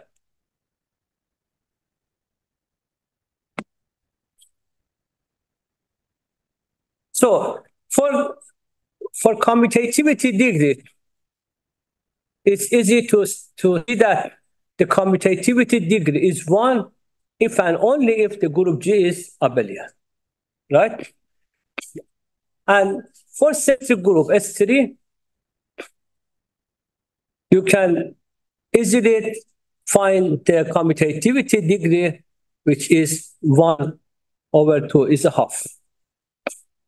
For dihedral group of order 8, it's 5 over 8. Now, we have some basic results about the commutativity degree. The first one is that we can compute commutativity degree through the size of centralizer of any element x. Because if you take centralizer of x, the size of centralizer of x means the number of elements which are commute with x. So you can compute the number of commuting pairs through the centralizers. And also, there is a known upper bound for non-abelian finite groups, which is 5 over 8. So for any non-abelian finite group G, the commutativity degree is at most 5 over 8. It means that if you have a group G and the commutativity degree is bigger than 5 over 8, you count the number of pairs, and it was more than 5 over 8. So you don't need necessarily to count the other all pairs. You can say that the group G is abelian. And the upper bound 5 over 8, it's sharp, and the group can have upper bound 5 over 8 exactly if the central factor of the group G isomorphic to non-cyclic group of order 4. And if we have a P as a prime number, divide the order of the group G. Here is the upper bound for this group, for the commutativity degree, and we can compare the commutativity degree of a group with the commutativity degree of a subgroup, and also compare the commutativity degree of group G with the commutativity degree of normal subgroup and the quotient subgroup of G over N. And also, this is a commutativity degree for the group which the central factor is isomorphic to ZP cross ZP. Here is the result which I mentioned, that if the commutativity degree is bigger than 1 over P, P is smallest prime number dividing the order of G. Then the group is nilpotent of class at most 2. And also there is a formula that the commutativity degree can be computed through the number of conjugacy classes. So the commutativity degree is the number of conjugacy classes divided by order of group G. And we have a just definition about isoclinism between two groups. And we can prove that if two groups are isoclinic is a weaker condition of isomorphism, then the commutativity degree are the same. Similar to the commutativity degree, we can define the relative commutativity degree. Relative means related to a subgroup. So if you take a subgroup H, so you can count the number of pairs H and G, where H is in H and G is in G. So you have a fixed subgroup H. For this subgroup, you can define the relative commutativity degree. And it's clear that if H is the whole group G, then obviously you can get the commutativity degree. So the relative commutativity degree is a generalization of commutativity degree. And here are some examples on the relative commutativity degree. I just move it just a little bit because I want to say all of things. Yeah. I want to finish until end. So we have some basic results about the relative commutativity degree and commutativity degree. So it's interesting to see that the relative commutativity degree of H in G is between the commutativity degree of G and the commutativity degree of subgroup H, right? And similarly, we may have just comparison between the relative commutativity degree of G and the relative commutativity of quotient subgroup. So here are some upper and lower bound for the relative commutativity degree. Now, we may extend definition of commutativity degree to S square and cube commutativity degree, right? So the S square commutativity degree means that the number of pairs with the S square of xy and yx are equal, right? So if xy S square is equal to yx square. Of course, if x and y commute, so if xy is equal to yx, obviously the S square of xy and S square of yx are the same. But the converse is not true. So you may have xy, for example, if you have two elements, x and y, such that xy is an element of order 2. So xy to the power of 2 is identity, and yx to the power of 2 is identity. So we have this condition, but it's not necessary to have xy is equal to yx. So similar to S square commutativity degree, we can define cube commutativity degree, or more than 3. So in general, you can just n. And similar to the relative commutativity degree, you may define that relative cube, S square or cube commutativity degree. There are some more commutativity degree. Now, another probability is conjugate degree. So if you have two elements, x and y, what's the definition of two conjugate elements? If you take two elements, x and y, then we can say that x and y are conjugate, right? If we have x and y, So we can say X is conjugate to Y in G if and only if there exists an element G in G such that X to the G is Y. X to the G means that J inverse XG is Y. Right? So if we have the conjugate, yeah, we say that X and Y are conjugate in G. Right? Now, the conjugate degree is the probability of any arbitrary two elements, X and Y, to be conjugate. So what you have to do, you have to count the number of conjugate pairs, right?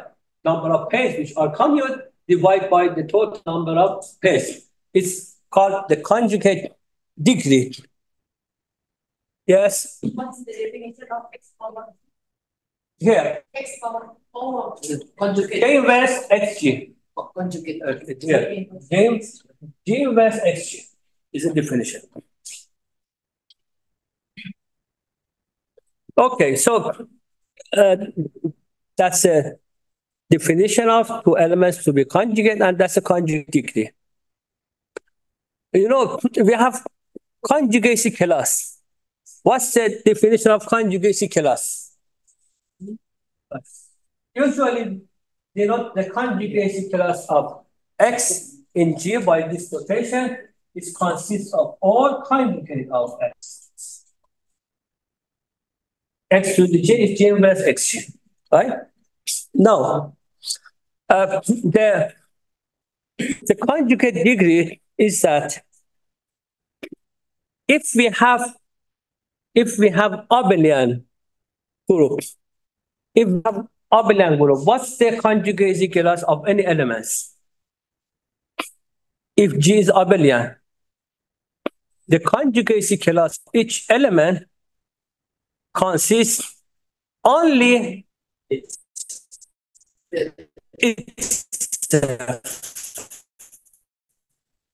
not anymore, because X to the G, so G inverse X G is equal to G inverse G is only X. So for abelian group, all conjugacy classes are as a singleton set, and it means that for abelian group of order, for example, N, we have N distinct conjugacy classes, right?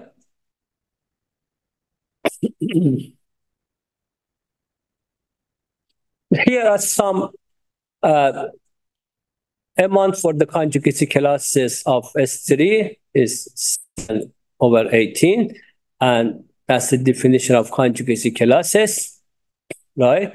And you know, if we have conjugacy classes for any group G, then we can have a partition for a group G to be the disjoint union of distinct conjugacy classes. You can see that if we have two conjugacy classes, if we have intersection between two conjugacy classes, it means that they must be equal. So they are disjoint, or if they have intersection, they are the same. Right. So we can find a formula for the conjugate degree of a group G through the number of through the size of conjugacy classes, because if you have a conjugacy class, all elements inside of conjugacy class are conjugate, right?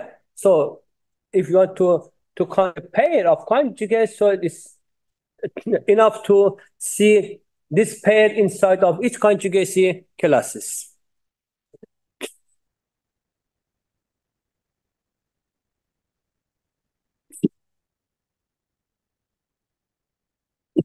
Now, another probability for the group is to replace, the commutativity degree is commuting between two elements, X and Y.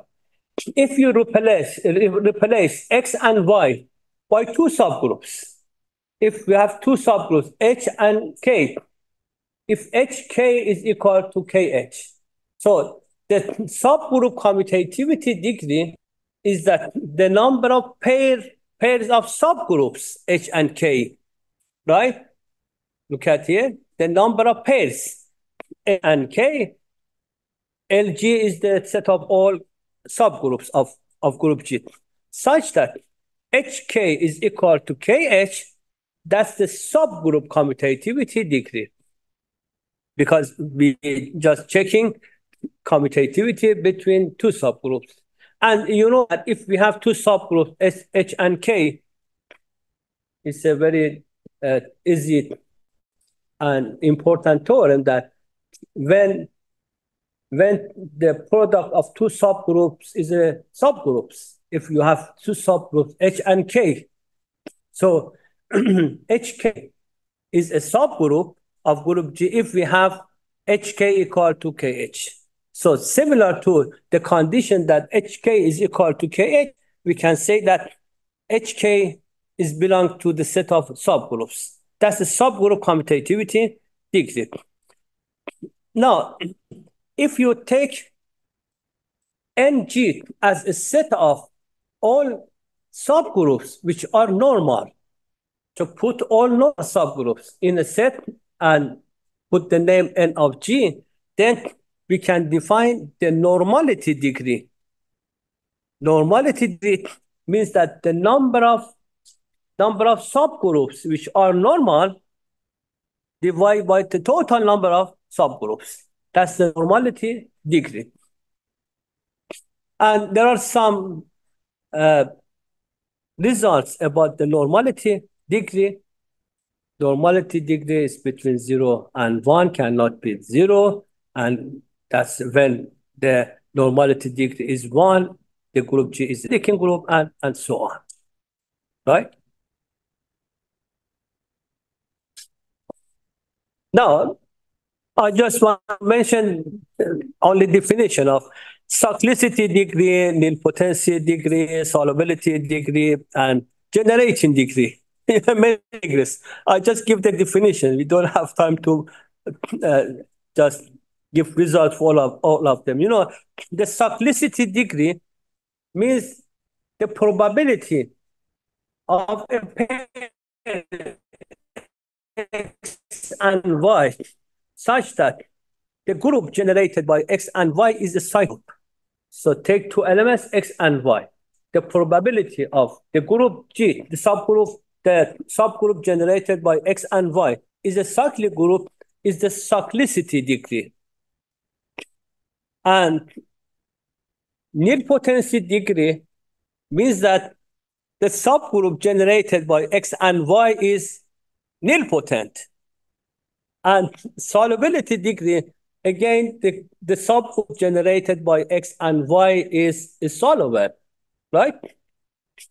Generating degree means that the probability of the subgroup generated by X and Y is the whole group. It means that X and Y are generating set for the group G. That's some probabilities. Now, at the end of my talk, I'm going to say something about infinite groups.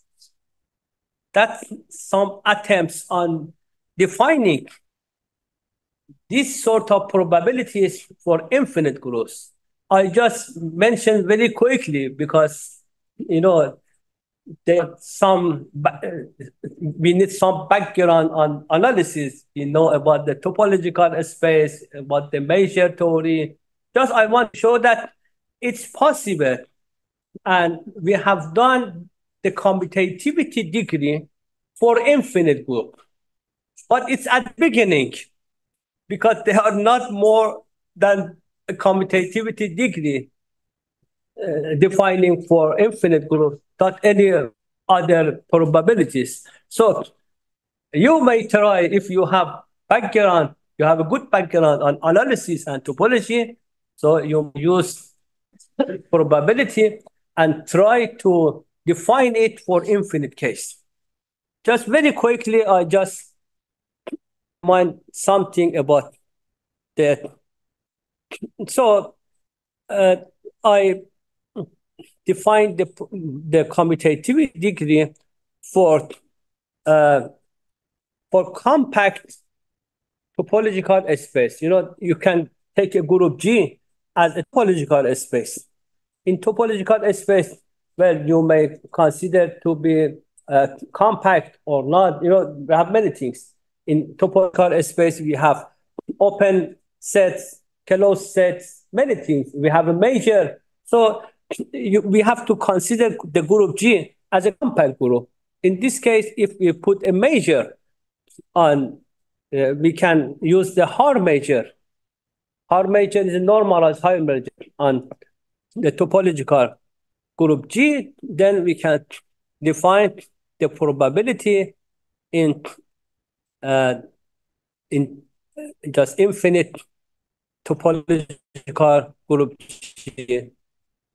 Here is something about a major. We have left major, Haar major, and topological space. We have to consider G as a group.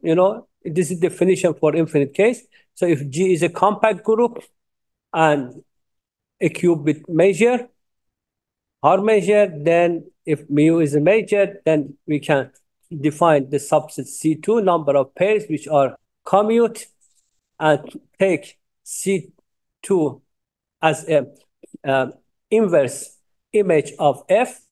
F, we define F before. F is a function from continuous function from G, direct product of G and G to G by these rules, F of X and Y, X inverse, Y inverse, XY. That's a map with continuous function, and the inverse is continuous.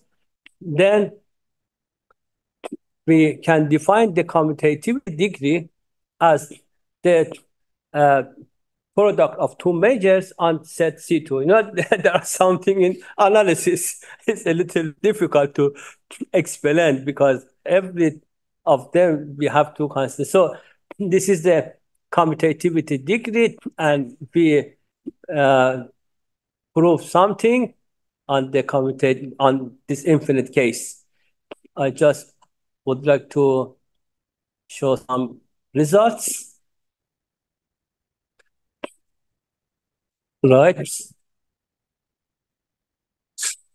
You know that we are in analysis here, so we cannot use the summation, because summation is only for finite case. So here, if we want to use the summation, like the commutativity degree as the summation of order of all centralizer. So here we have to use the integral, right? Because it's infinite case. So it's interesting because you have to use another tools, analysis tools,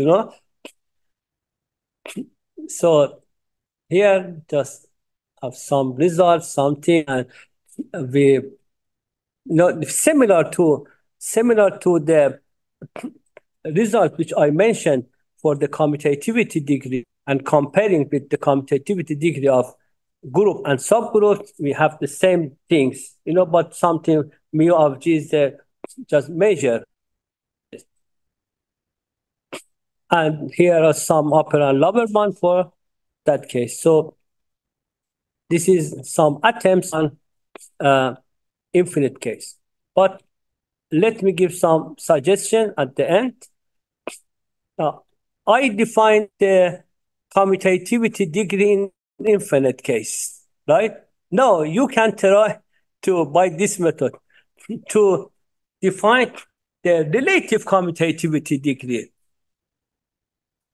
But if you have a group as a topological space and a subgroup H in group G, so you have two cases, because H can be considered as open subgroup or closed subgroups. It's a topological space, right? So we can define is not so easy because you have to know more background on topology and then define the relative commutativity degree in infinite case, right? Now, another suggestion is that the first probability I mentioned about P group degree, because P group degree, as I told you, the group G is not necessary to be finite. Right? So we have infinite P group. So what's the probability of having a P group, not only for finite, but also for infinite case? And also for prime degree, because we have locally finite groups. Locally finite groups means that even the group is infinite, but the order of any elements is finite, right? So for locally finite groups, we can try to find the probability. So thank you very much, and sorry that I have mentioned a lot of things without more explanation. Thank you.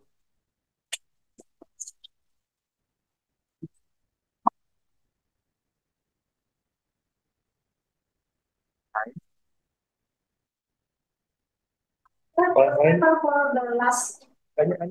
Yes, it is a paper. Yes, we have two papers on the probability in infinite case. Yes. Maybe some question from participants in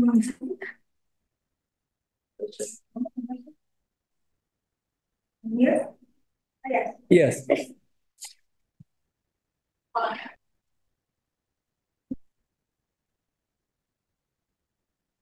Terima kasih, Linda. Professor, thank you for the interesting lecture. I feel like graph is like new language for us. For me to speak with my friends in statistics for the bills. I have two questions. First, is it possible to translate all this concept to ring theory? Well, it's possible, but it's not possible to say for all, because, for example, we have P groups. In the ring, if you have a ring, we have two operations. So for one ring, for one operation, if you put plus, the ring with plus with addition is abelian group, right? And we also have the products between two elements. So what's the mean of order of an element in abelian group, but with addition condition, addition operation, or with multiplication, right? And sometimes we may have no identity, the ring without identity. If we don't have identity, so with multiplication, it's not possible to define the order of X. So it's something difficult, but it's possible. I define the commutativity degree and just the commuting graph for a ring we define. But some of them is not possible, means that we don't have enough things to define. But it can be done, yes. But note that most of our known rings are infinite. But here we are talking mostly on finite. So if you want to say something on ring, the known example is to take the Zn, right? That's all integer modulo n. This is only possibility because most of rings are infinite. Okay. How about the second question? That's what the first question. And the second question about the last part. What is the definition of G group? Is it like G is group in the algebraic sense and no, as a topological. and compact. It means topological space, vector, topological, compact topological space. Yeah, as a topology. It means that we consider group G as a group and as a topological space. So, yes, that's right. And then what is the why we have to add compact property when we define commutative degree? We need the condition compact because we want to use a measure. If you want to use a measure, So define it. yes, because we have to use measure. Measure theory needs something, so we have to have some measurable space. Also, we count it Yes. by the Measure. Yes, you also have measure. So it means that you have a topological space, you need compact, you need measure, and also the measure is very important because we have many kind of measures in topology. So the measure must be between 0 and 1. So like, That's right? Right? To make it the sum is finite. The The sum to sum all the yes, finite sum. yes, that's right. Yeah. So it means that we should have many conditions defined. It's a little bit complicated because you have to consider both cases on group, subgroup, and also topological spaces. Okay. All right. Concerning the ring, Yes. I think Jenny already now working on the unit regular rings, so then we can find the adjacency of the Yeah, for the unitary graph. unit regular ring. Unitary ring. Yes, yes. Regular graph. Yes. Oh, yes. Well, you may also define because you assume that the ring is finite, as I remember yesterday. So the ring is finite. So you may assume probability for that, and just count the number of edges of your graph by the amount of probability. For the group relative to the subgroup. For the ring, Yes. for the relative to the subring or We have two cases. yeah. We may consider, subring or ideal, but it's a little bit different. It means that if you compare group, so subrings is like subgroup and ideal is something like normal subgroup if you compare. But we can define it for relative commutativity degree for subring, for example, H of ring R. Yes. So I imagine that why you come to the for the infinite case, you come to the integral.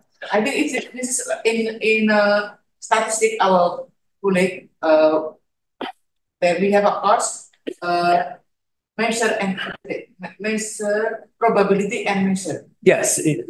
Probability is close to measure. Actually, when you want to define a probability in infinite or in measurable space, so you have to take measure. But we have different measures. Yeah. The measure which we are interested to be between 0 and 1 and have the thing which she mentioned about the this for the summation. Yeah.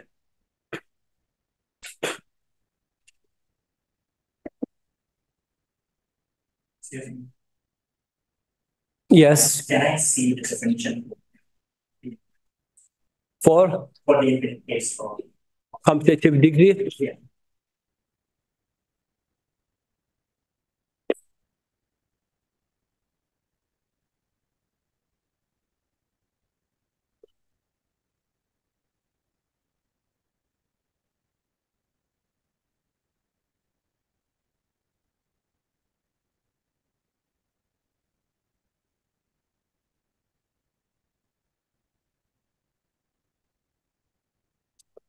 So here is the definition for the commutative degree. So you have to take G as a compact topological space, and you may consider G cross G as a measurable space, and mu as a hard measure, and C2, I define C2 is the set of all X and Y such that X and Y are commute, right? So you can put I put C2. C2 as the inverse image of F inverse on identity. 1G is identity element. So we can present C2 as this one. And by this property, we can define the commutativity degree as the product of majors on the subset C2. My question is, does it? If your question is in analysis, I'm not sure to give answer. Okay. Right. How does it look like that?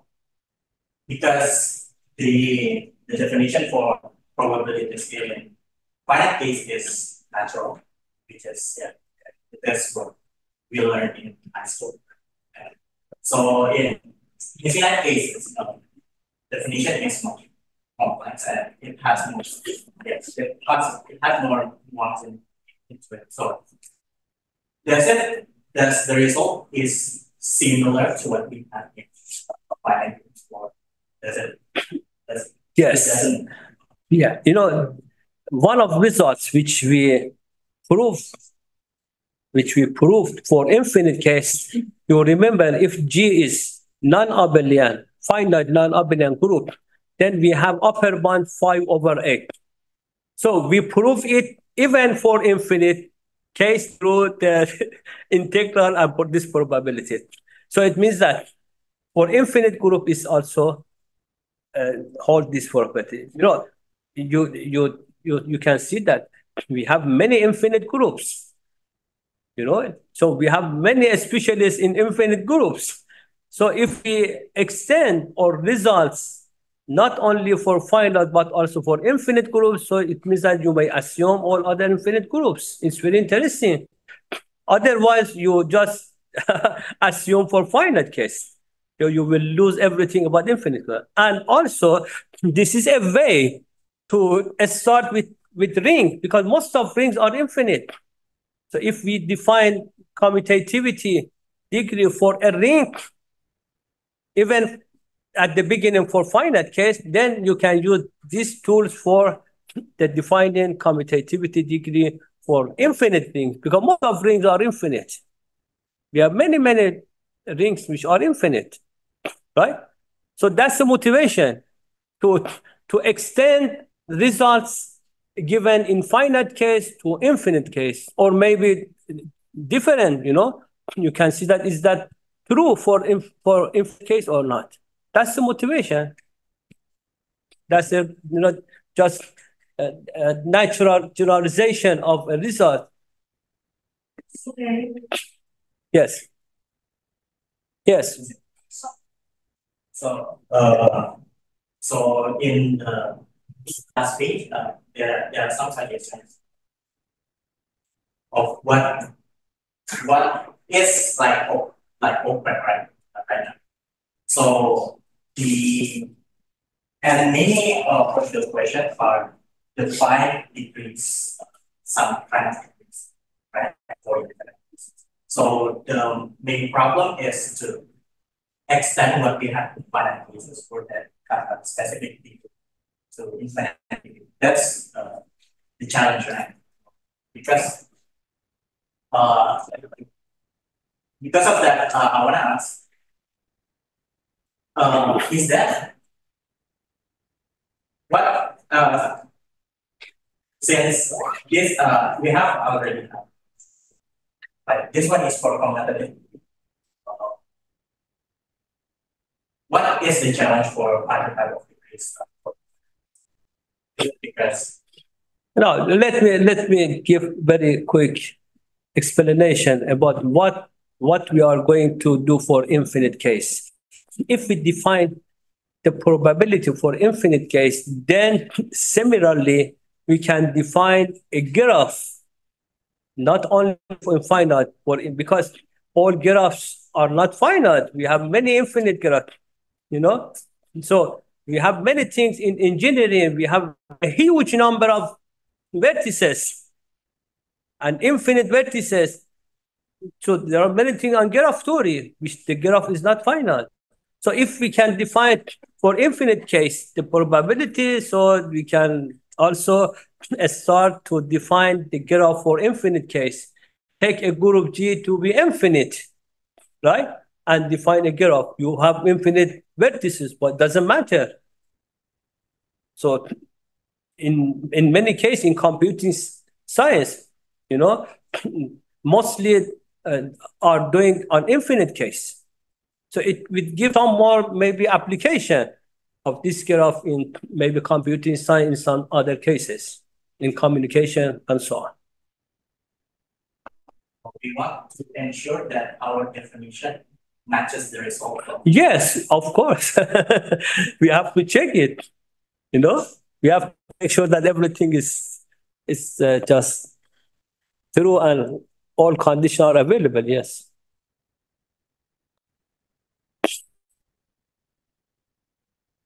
Okay, so thank you very much again for attending to this conference and just hearing me. Thank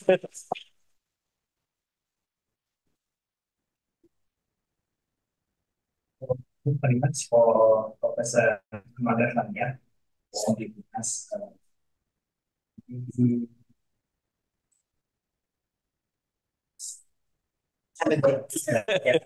and some challenges also. And yeah, maybe thanks for all who are joining this Kolokium. And yeah, we are sorry that maybe there are some of you who want to ask, but we don't have because something that